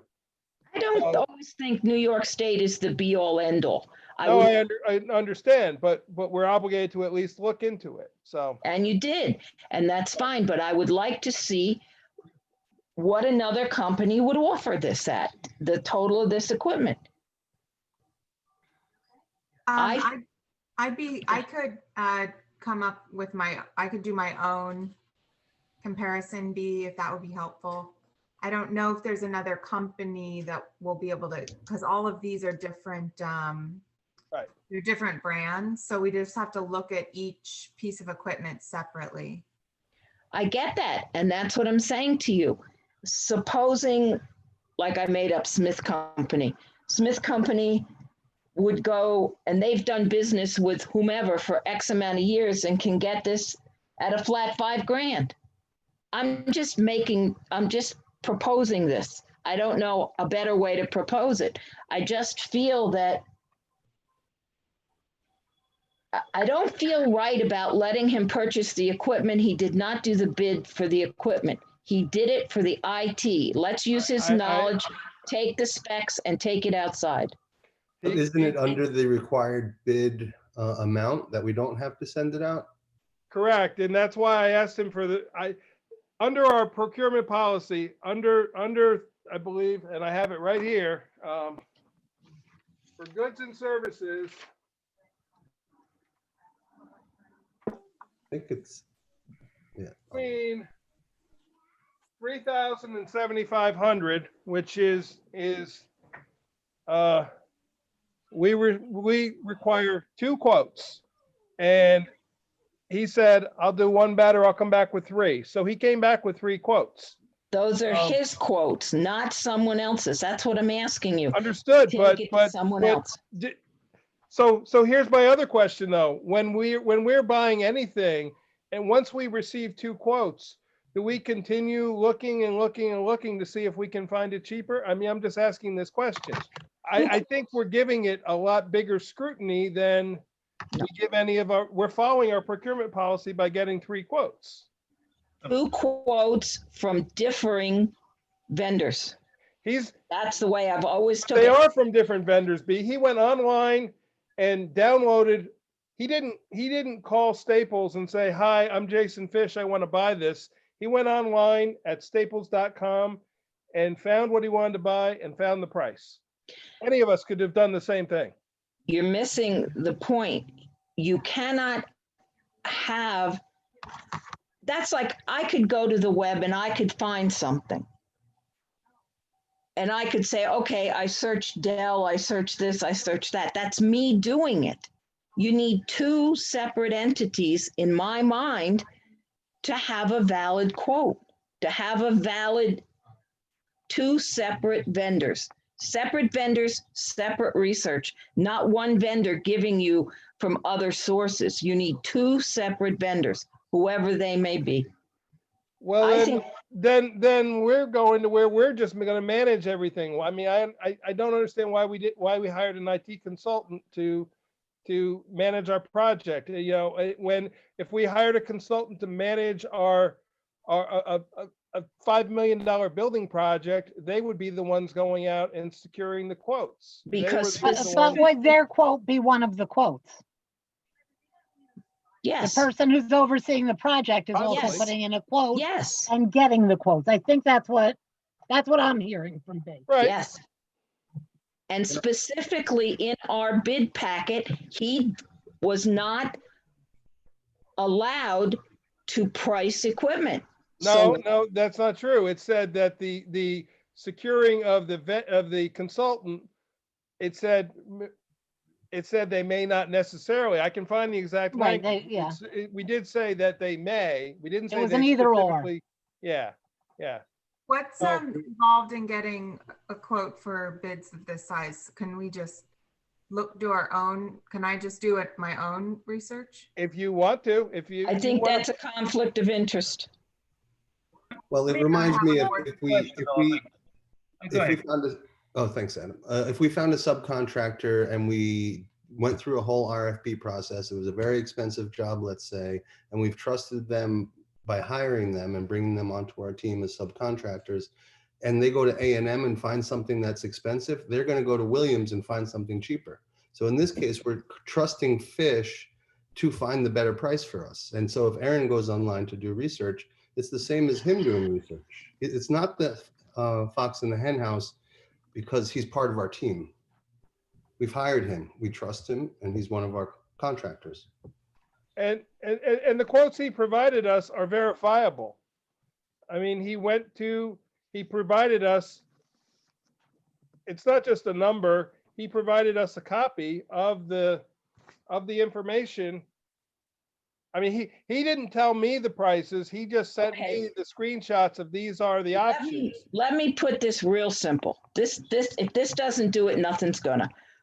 This board is responsible for taxpayer dollars. If you can't provide another vendor's bid to prove that this guy actually gave us the low price, then you are not upholding you are not doing the taxpayers any justice. You've hired him. He can give you the specs that you need to put this out for another vendor or two or whatever you come up with who wants to do this. This to me does not prove that this is the lowest possible choices using his specs. You're using his specs, which is fine, for another vendor to come back with a price. Well, you voiced your opinion, I voiced mine, and Adam, Chris, Aaron, do you want to say any more before I call the vote? I would just say real quick, I mean, we hired a consultant because B, you're not a techie. I don't know the difference between servers. Me neither. But I compare this to, that's why we have Mary Lou, is because we don't know the law. So we've hired her to act on our best behalf when it comes to legal matters. We've hired Fish and Associates to work on our best behalf when it comes to IT. And and again, should we spot check them? Sure, yeah, no big deal. But again, if we can't trust them on the very, very, very first purchase of a 2-year contract, are we gonna do this every single time that they come to us? And the same thing if we hired Medenbach and Eggers to do a survey, would we also hire somebody else to spot check them? At one point we do have to trust people that we contract with until they give us a reason not to. Isn't that fair? Firstly, I believe Mary Lou's been in the service of town long enough that you don't question her. Secondly, Medenbach and Eggers has been in service for as long as they have, and they've proven themselves. This gentleman, he came into this. I mean, his pricing may be fine. And as a board, we had the opportunity to take a look at a dozen different vendors, and we said, this is the one we like the best. This is the one with the best presentation. This one, the longest tenure, the most reliable. Collectively, the 5 of us said, this is who we want to represent us for IT. If we want to hold off and spot check it, I guess, but I don't know. Like I said, personally, I hired him to do that, so we didn't have to. Well, I think it's already been stated pretty well. So Kate, if you want to call the roll call vote, please. It looks like Aaron has. Aaron, did you have something to say? Yes. Yeah, I was just gonna say, I think I also don't feel like I know anything about equipment. And I feel like one of the reasons why we hired Fish is to advise us on these matters. I would say, just to like the point of being scrutinizing purchases that we're making with taxpayer money, is that he also said that he could work within our budget, so that if there is something that we feel like is more, that we could talk to him about a way to make a different type of equipment work in that situation. So, this is, he's coming to us with this, but anything that he's advising us, if we feel like we want to make an adjustment for budgetary reasons, he said that he was open to that. So I just want to also say that like someone who's advising us, like he said, can also work with us if there's something that we had an issue with. However, I like what Mike said, is that this does fall in line with what we have budgeted for these items. So, I feel like it fits in that way, because in the 2020 budget, we have this. And I would add, it does fall in our procurement policy, because he happened to go online and secure these prices, but any one of us could have gone online to that website and found the price on the website, which is all he did. He went online, he screenshotted their page, and he sent it to us. And those are the numbers that are there. They're verifiable numbers. It's not like a contractor who is coming up with a package deal.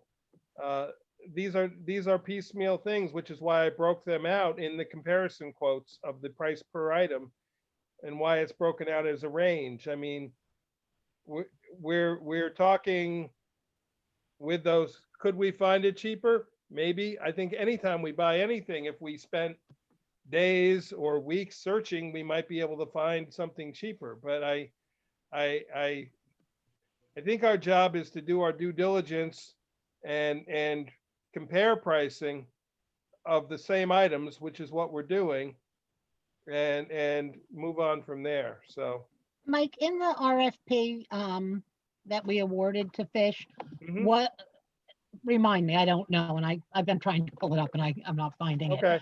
Is part of their duty to, after they let us know what equipment we need, is it part of their duty to obtain the quotes for the equipment?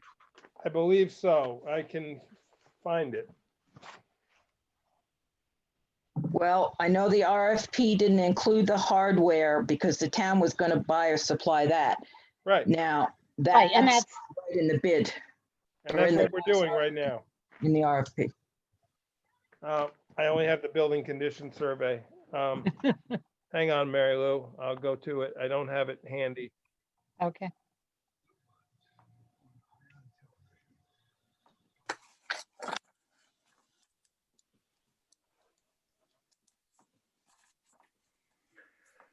My suspicion is we did not address it one way or the other, Mary Lou, but I will check.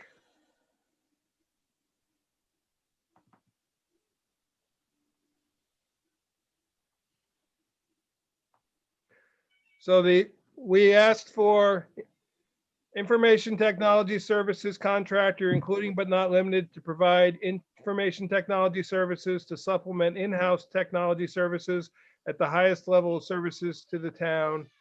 Let me see, scroll down here. Are you reading from the contract, Mike, or the RFP? I'm reading from the RFP. Thank you. Yep.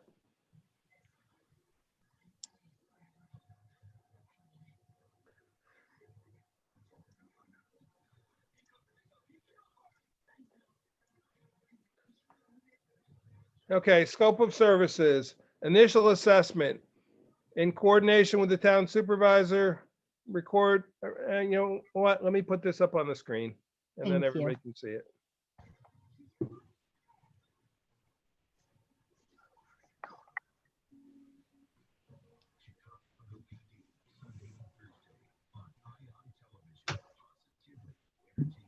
Everybody see it? Yeah. There it is. Okay. So review, assess the system architecture. Report of this shall be submitted by September 1st and updated.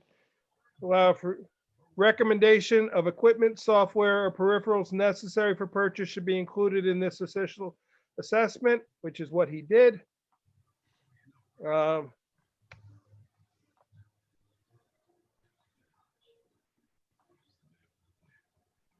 We're asking them to manage maintenance and support of network equipment.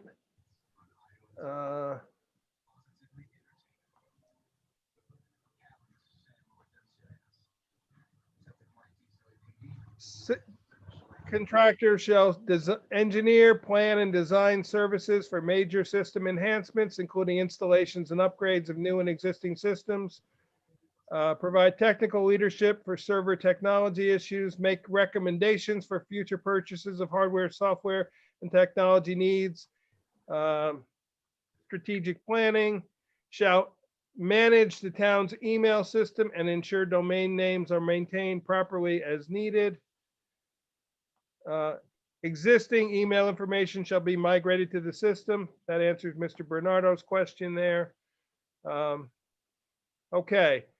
There it is. Does not obligate the town to Obtain purchase. quotes for IT purchases when requested. It's there. Yep. The contract to be awarded does not obligate the town to purchase computer equipment, hardware, devices, cabling, licenses, software at all from the successful vendor. However, the town may choose to do so based on the vendor's recommendations. The town procurement policy will be utilized for all purchases of hardware, peripheral software, may require multiple quotes. Thank you. So we have the multiple quotes. Now you have quotes from one vendor doing the research. But we did ask in the specs for them to. In the specs, it does say that he say can they do could the, get the quotes.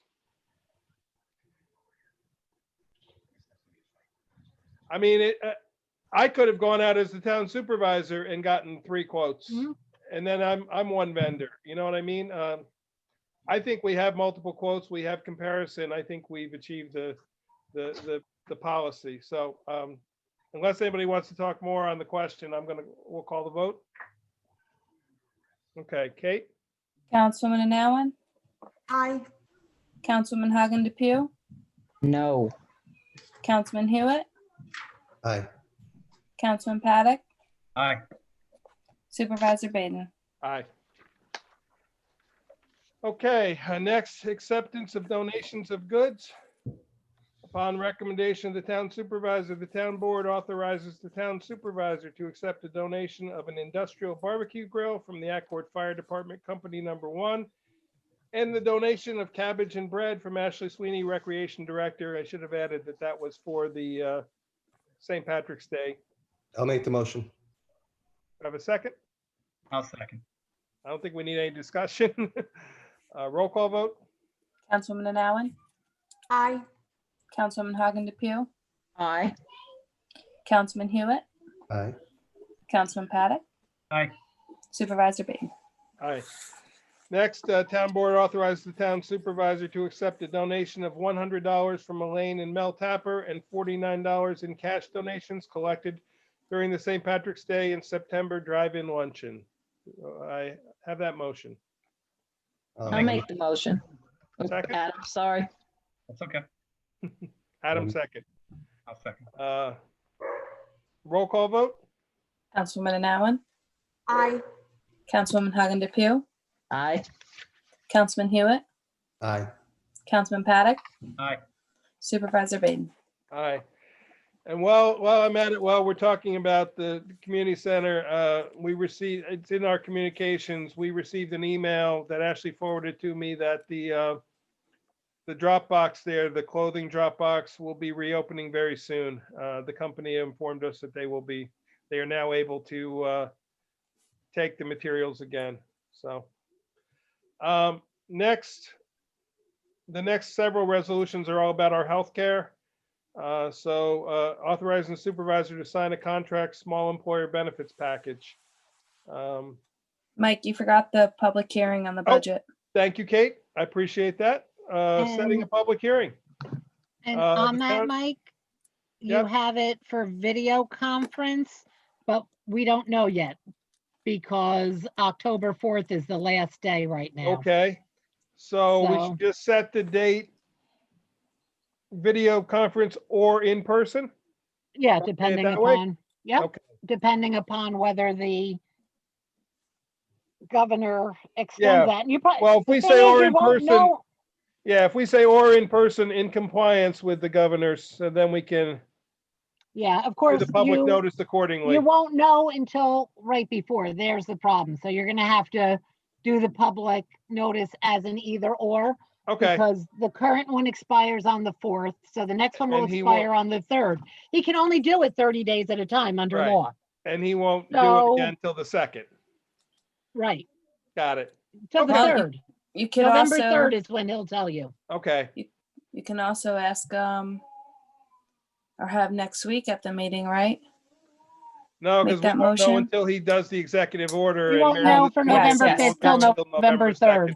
Right, So Yeah, we'll have to work on that notice, Kate. okay. Do it an alternative. yep. I mean, we won't be able to do that notice till close to the last minute anyway, because we put the amount of the tax levy in the, no, we don't. It's not like the school board. Never mind. No. I'm sorry. I'm thinking school board. I apologize. No, you just have to list elected official salaries. Okay. And that you already have unless we change it. So, Right. okay. So the town board sets a public hearing to hear comments regarding the 2021, not 2020, Town of Rochester budget to be held Thursday, November 5th, 2020 at 6:30 PM via video conference or in person at the Harold Lipton Community Center in compliance with the governor's executive order 202.1 and successors. The November regular meeting will immediately follow the public hearing. The town board requests the town clerk post and advertise legal notice of such public hearing. Do I have that motion? Make the motion. A second? I'll second it. Just for discussion, we have no choice but to hold the public hearing for the budget. The governor hasn't given us any ability to not hold a public hearing, so whether we can do it in person or video conference, we have to do it. So we will work with Mary Lou to find the best way to do it. Anybody else have anything to add to this? If not, Kate, roll call vote. Councilwoman Anowen, Aye. Councilwoman Hagen DePew, Aye. Councilman Hewitt, Aye. Councilman Paddock, Aye. Supervisor Baden. Aye. And I will put together a PowerPoint like I did last year and the year before and walk people through the budget. Plus it will be available, the tentative will be available on the town website starting tomorrow. And then as we make changes in the preliminary, once we establish the preliminary, that will be up on the website as well. So, as well as the final budget. Next, authorizing the supervisor to sign a contract small employer benefits package. Upon recommendation of the town supervisor, the town board accepts the small employer benefits package with enrollment of qualified town employees, spouses, families in the MVP Liberty Silver 8 Health Plan effective December 1, 2020 through November 30th, 2021, as presented by Marshall and Sterling Group Benefits, and authorizes the supervisor to sign the agreement. There is a 6% increase in the premium rates from last year. The deductible is a $150 increase for individual, a $300 increase for family or double. And so I'd ask for that motion. Mike, can I quickly, oh, go ahead. Go ahead. Somebody, Go ahead. you want I'll to make make a the motion? motion. Okay, I'll second it. Okay, B, question. All right. The 6% amounted to how much money? Let me see if I have the I chart. could have done it the other way and multiplied it and figured it out, but Yeah, I think they had it in there. Hang on one second, I'm sorry. Oh, that's right. I moved the MVP stuff to my budget file. Sorry. okay.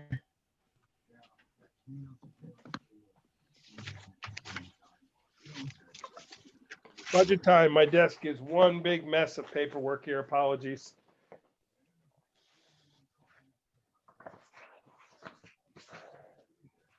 The 6% equates to,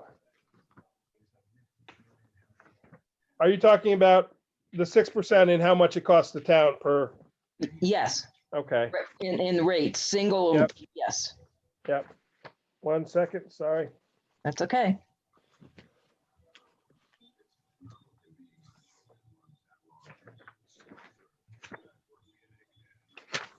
For singles, it is $44.35. Okay. For employee spouse, it's double that. $89. It's 80. Actually, it's not double. I'm sorry. It's, yes, it is. Okay, Goes from 1549.94 to 1636.64. Trying to just do the math in my head. that's all right. 87.70. Okay, I may have done the math wrong on the first one. 88. First one is 43.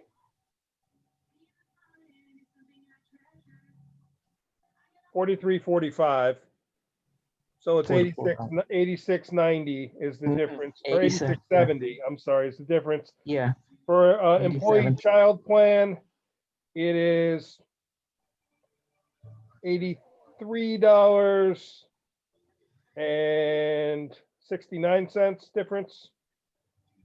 And for the family plan, it is $123.55. thank you. The total monthly difference that projected on the number of people who are in the plan as of right now is $1,478.24. 1,500. Okay, The annual difference is $17,738.88, which is a 6% increase.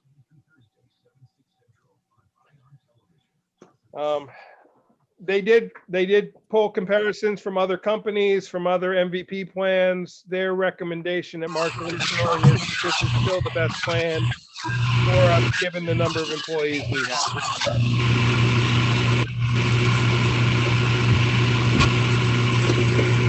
I don't know where that's coming from.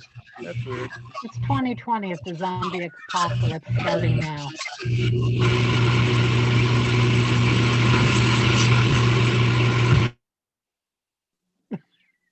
I don't know. That is odd, because unless it's coming from one of our cameras, there's nobody else online other than us. I don't know. Okay. Okay, So I have a motion and a second. I'm sorry. Any other questions? If not, Kate, roll call vote? Councilwoman Allen, Aye. Councilwoman Hagen DePew, aye. Councilman Hewitt, Aye. Councilman Paddock, Aye. Supervisor Baden. Aye. Next, it's a piggyback resolution, because if we did one, we pretty much have to do the other. But upon recommendation of the town supervisor, the town board accepts the small employer benefits package with enrollment of qualified town employees, spouses, families in the MVP Select Care Health Reimbursement Account effective December 1, 2020 through November 30th, 2021, as presented by Marshall and Sterling Group Benefits, and authorize the supervisor to sign the agreement. This is the deductible that is increased by 150 for the individual, by 300 for the family. The town will continue to pay 80% as we have in the past, by split as we pay the first 40, the employee pays the middle 20, and then we pay the last 40. They are decreasing our monthly fee per participant from $550 to $250 a month, which will save us about in the neighborhood of $700 or $800 for the year. So I'd ask for a motion for that. I'll make the motion. Okay. Second? Was that Second. Adam? Okay, he's nodding his head. Adam, second. This is the portion of the high deductible that comes with the plan we have. In return, we pay 80% of it. It's cheaper than us going to a lesser deductible, higher monthly plan. So because we only usually average about 60% utilization of the deductibles. So more than likely, the town doesn't get into that second 40% of the deductibles. So, you know, I budgeted at 60%, which would mean would mean most people take 80% of the deductible. And that's how I budget it, to make sure that we have coverage. Some people will use it all. Some people will not use it at all. So roll call vote, please, Kate. Councilwoman Allen, Aye. Councilman Hagen DePew, Aye. Councilman Hewitt, Aye. Councilman Paddock, Aye. Supervisor Baden. Next, we're authorizing the supervisor to establish a flexible spending account, FSA. Upon recommendation of the town supervisor, the town board makes offer to employees the opportunity to enroll in the MVP Select Care Flexible Spending Account Health FSA in the amount up to $2,750 per year, with a grace period of 2.5 months after the end of the plan, to utilize all funds effective December 1, 2020 through November 30, 2021, as presented by Marshall and Sterling Group Benefits, and authorize the supervisor to sign the agreement. Do I have a motion? I'll make the motion. Second? I'll second. I'll second it. Mike, I Yep. know I'm not on the board, but I have a question. Yep. Did Marshall and Sterling give us the December 1st through November 30th Because that may be on a calendar year. No, it's not. It works in conjunction with our plan. Okay, because my plan's different. My Yeah. plan No, is it also a works- December till Yeah. November, but it's It works in conjunction with the start of the plan through the end of the plan. We establish a new FSA every December. Okay. It's made available to any employees. So the board understands what it is employees can contribute on a weekly basis. They decide how much they want to contribute for the year.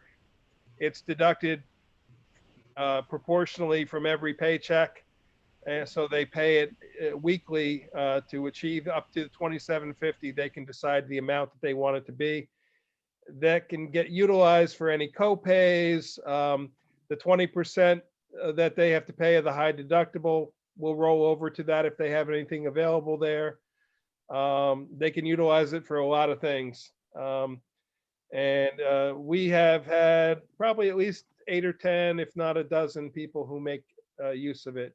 Kate and I can both speak to the fact that we use it. So, and it comes out of checks pre-tax, so it's essentially you're saving the tax amount on it. So roll call vote, please, Kate. Councilwoman Anowen, Aye. Councilwoman Hagen DePew, Aye. Councilman Hewitt, Aye. Councilman Paddock, Aye. Supervisor Baden. Aye. Next, upon recommendation of the town supervisor, the town board accepts the retirees benefits package with enrollment of qualified retired town employees, spouses in the MVP health plan. Effective, this one is January 1, 2021 through December 31, 2021. As presented by Marshall and Sterling Group Benefits and authorize the supervisor to sign the agreement. This has a premium decrease of 1.27%, which equals, I think it was $480 a month per person decrease. I'll make that resolution. Do I have a second? I'll second. Any questions or discussion? A roll call vote, please, Kate. Councilwoman Anowen, Aye. Councilman Hagen DePew, Aye. Councilman Hewitt, Aye. Councilman Paddock, Aye. Supervisor Baden. Aye. Moving on to discussion, we had a written request from the Kerhonkson Barracudas requesting that we fund $800 for I don't remember what the specific use was. It was for a specific use. The lanes, Lanes, Thank lanes, you. the Thank lanes you. in the the pool. lanes in the We pool. normally give them $900 a year. What we did this year is we held off on all those organizations. We did not, I have not sent the letters out to any of the youth groups, meaning the Little League, the Babe Ruth League, the Barracudas. I also have not sent the letters out to the seniors because those groups were not meeting when the COVID all hit. I just wanted to get the board's feeling. My feeling is rather than give them the $800, I would rather we give them the $900. And I would rather we go ahead and send the letters out to the senior groups and the youth groups, which we did not pay. We paid the libraries, we paid the museum, we paid most of the other groups. The only group that we would not be paying still is the $20,000 for the Kerhonkson pool. I feel pretty strongly that they didn't operate this year. We didn't get any services from them. I don't think we should pay Town of Warsing $20,000 for the pool. But I don't even know that we need a resolution. It's normally, we approve it in the budget. I normally send the letters out in March or April, asking them to sign that they're accepting the money. That's because the state comptroller, we're not allowed to just give them the money, but because they fund, those organizations fund other in recreation or seniors or other endeavors that the board is allowed to participate in, we're allowed to give them the money as long as they accept it for certain services. So, I have a Plus you question. approved it at the organizational meeting anyway. correct. Right. Right. Correct. We had just discussed back when COVID hit that we were holding off on it. But so unless anybody has objections, I will just send those letters out now, and when they return, you probably will see the vouchers in the October vouchers, the October bills. I have a question. What pool are they lining or laning? Kerhonkson Pool. But So they pay the line stuff, the Barracudas funds that themselves. It's not the part of the pool complex. Their organization, because they use it for swim meets, they maintain those. They put them in and take them back out for their swim meets. Okay, and they were allowed to do this with COVID this year? They're not currently using that pool. I think they've been using the Pine Ridge pool. The Pine Ridge indoor. pool, I know. Yeah. So by giving them the $900, they can choose to utilize it for whatever they want to use it for, which is what we Okay. normally give them. Correct. So, and as Kate points out, we already did approve it. We just Yes. put it on hold for the moment. So I'm just basically asking the board's permission to send those letters out. Like I don't think we need another resolution because we already did approve it. So Right. if nobody has any concerns, I'm going to go ahead and do that then. So, okay. I have a question. amendment- Mike. Are we supposed to vote on the tax cap backup plan that Mary Lou suggested? We have to set a public hearing before we can vote on it. And you have to have a law, it's by local law, and there's not a Right. law written to present. Right, so we have to But- write a local law, present it, and then move it forward. So if we decide after the first audit meeting that we think we need it, I would go ahead and do it. I think I'm in alignment with you, Chris, unless we discover some major item that I forgot in the budget. I think we're gonna hone it down that $20,000 and be under the tax cap. So 2 years ago, we did do it. Last year, we did not do it, to give you comparison. So, Cool, thank you. yep, but we have to write the language for the local law. Next, I just wanted to bring to your attention that we did receive back the comments from the Ulster County Planning Board for the comprehensive plan amendment we talked about. I put the recommended resolution in just so it was there as a placeholder in case the board wanted to move forward. I understand the board's concerns and I completely, whatever the board wants to do, but I just wanted to make aware that, so you got those comments back from the county where they congratulated us for doing this, so. But I think until we figure out the public hearing thing, we should probably just wait on it, and we will schedule it when we figure out how we can do public hearings in person. I have an idea about that. Yep. I'm I'm open not a to it. techie, but you're an electrician. Yep. Okay? They make such things called speakers and microphones, old technology stuff here I'm talking. Yep. Okay. Why couldn't we set up a microphone outside? Maybe a small speaker outside so the person asking the question, people in their cars outside the community center, with a speaker inside so we can hear the questions and they can hear us respond.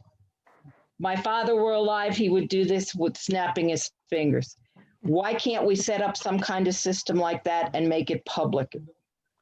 Mary Lou, do you want to take that? Because I don't, do they have to be able to observe us too?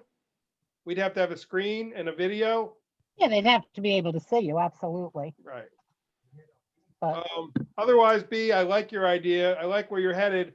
I was even thinking about having it here at the pavilion, which Little allows co- people, but even at the pavilion, Mary Lou, if we segregated people 6 feet apart, we couldn't go beyond 50. Is that correct? I think we still have a 50-person limit. Yeah. Well, what I was thinking was keeping people in their cars, hence segregated. That might be, if you can manage it, that may be allowed because We would it's have to allowed look for other into it things. because I will tell you, that was the answer that dirt car racetracks were doing. and the governor came back and said, no, you can't, even though they're allowing drive-in theaters. I was just gonna say, they're allowing drive-in Yeah, theaters. but he came back down and said, no, you can't do drive-in racetracks, and stopped them. So I'm not saying no to it. I'm open to the idea. I like the idea, but I Well, you don't see, know. since I was perceived as being so negative the last time this came up, I took a lot of thought in No, it's preparing fine. this idea, but I still think that we should not schedule anything until we can get something set up that everybody can come and speak. And that there's not six. I'm not in 6 disagreement no. with you on that. I'm not in disagreement with you on that. I understand. The budget, we don't have any choice on. We have to do the budget public hearing. We will make it so people can write in, people can call in, you know. But that was my electrical thought on the matter. I had a similar idea, and it's really easy to do. We would need, in addition to the technology, we would need someone who was helping outside, just like keep everyone socially distanced. And we have constables for that. We could use constables for that. The problem becomes though, Aaron, if we hit 50 people, then the 51st person has to be turned away. Don't turn them away. Let them park down the street, off the property. No, if you're doing it in cars, that may be different. Yeah. I think that what Mike's saying is if we just do it, bring your soccer mom chair, then we'd have to stop at 50. Yeah, you have to stay in your car, and we can have something set at the microphone so that if people are using a microphone, it gets wiped off in between. And we could do that. The problem becomes if they're in their cars and we're in the building, they can't observe us. They have to be able to observe us too. Look, I can't do all that. No, I know. I'm not that Although, smart. Mary Lou, if we were on YouTube, could they observe us on YouTube in their cars? Why couldn't you be outside? We could. Put them at the other side of the parking lot and set us up outside. At a Get table. a little campfire. Maybe we'll have the SNOW word. I said before snow. I know. I do it in the snow. You know me.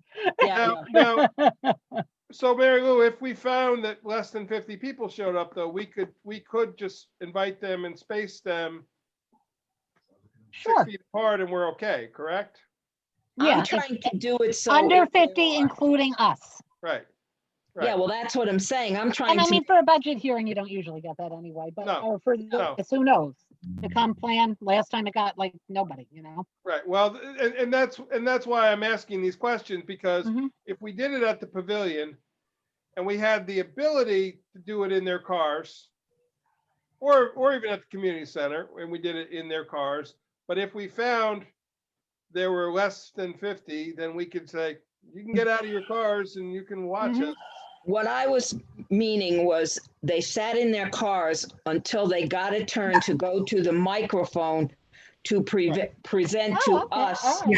And then the feedback could go to the other cars with their windows down, and our feedback from a microphone could go to the cars as well. Exactly what I thought. We have to have a multiple speaker system and multiple microphones. What you do that, Mike, you're good.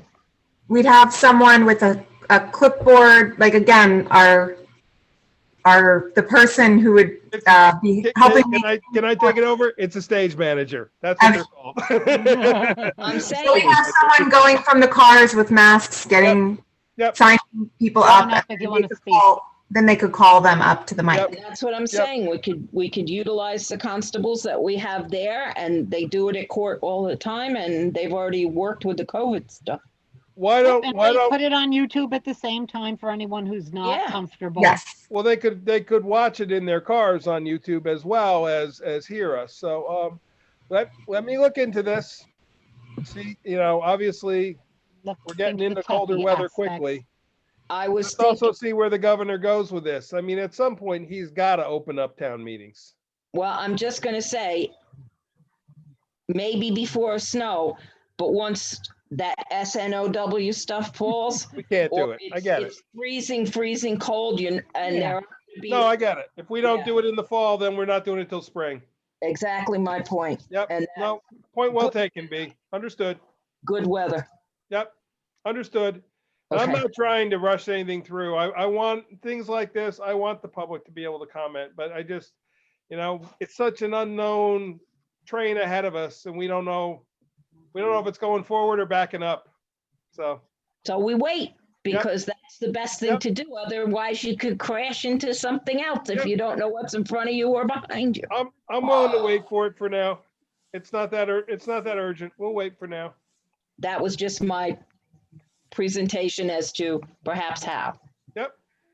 And it's valid and it can be possibly done. It will take a little bit of engineering and I will tell you, it won't be as cheap as you think it is though.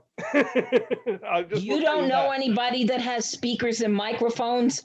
You're gonna have to go buy this stuff. No, I'm not. We're not going to buy it. We're going to have to rent it from somebody because it's not just a couple speakers and microphones. B, trust me on this. You needs to be the right equipment for the project. Otherwise, it turns Let's into a not make train it wreck. so complicated. It's not that complicated, B. It's not. I I've know. watched music be played for a very long time with a couple mics and a couple speakers that were the size of a good sized briefcase. Yep. But it's got to be so they hear, we hear. That, Oh, you could hear it. yeah, You could hear it. Keep us posted, Mike. I will. Thank you, Chris. Does anybody else have anything else they'd like to bring up? I would like to say to anyone who has or may, this is Breast Cancer Awareness Month. Ladies and gentlemen, please get checked. Men are not immune either. Thank you very much for that reminder every October. Thank you, B. Have to. Understood. Anyone else? Okay, if not, I'd like to adjourn the meeting and in the memory, certainly again, of Alice Schoonmaker, Richard Ryder of Saugerties, who, even though he lived in Saugerties, was very, very important to the Friends of Historic Rochester. Eric Grassi of Kerhonkson, Bonnie Banyard of Kerhonkson, Paul Van Leuven of Accord, and all that are suffering worldwide from the COVID-19 virus. So I'd ask that we adjourn in their memory. Do I have that motion? I'll make the motion. In a second? I'll second. Okay, Whoever. thank you, everybody. I will see you next Tuesday at the community center, 6 o'clock. And if you have any questions between now and then, let me know. If I can figure out how to forward what I have here, I found something that matches Mr. Jason's list there of a part, and what he has is 1,800 or something. I think I found it it was sent to me, and it's $756. Okay, Just so you know, forward it on. I'll try to figure out how to forward it. Okay. Okay, thanks. Night, Night, Thank you. everybody.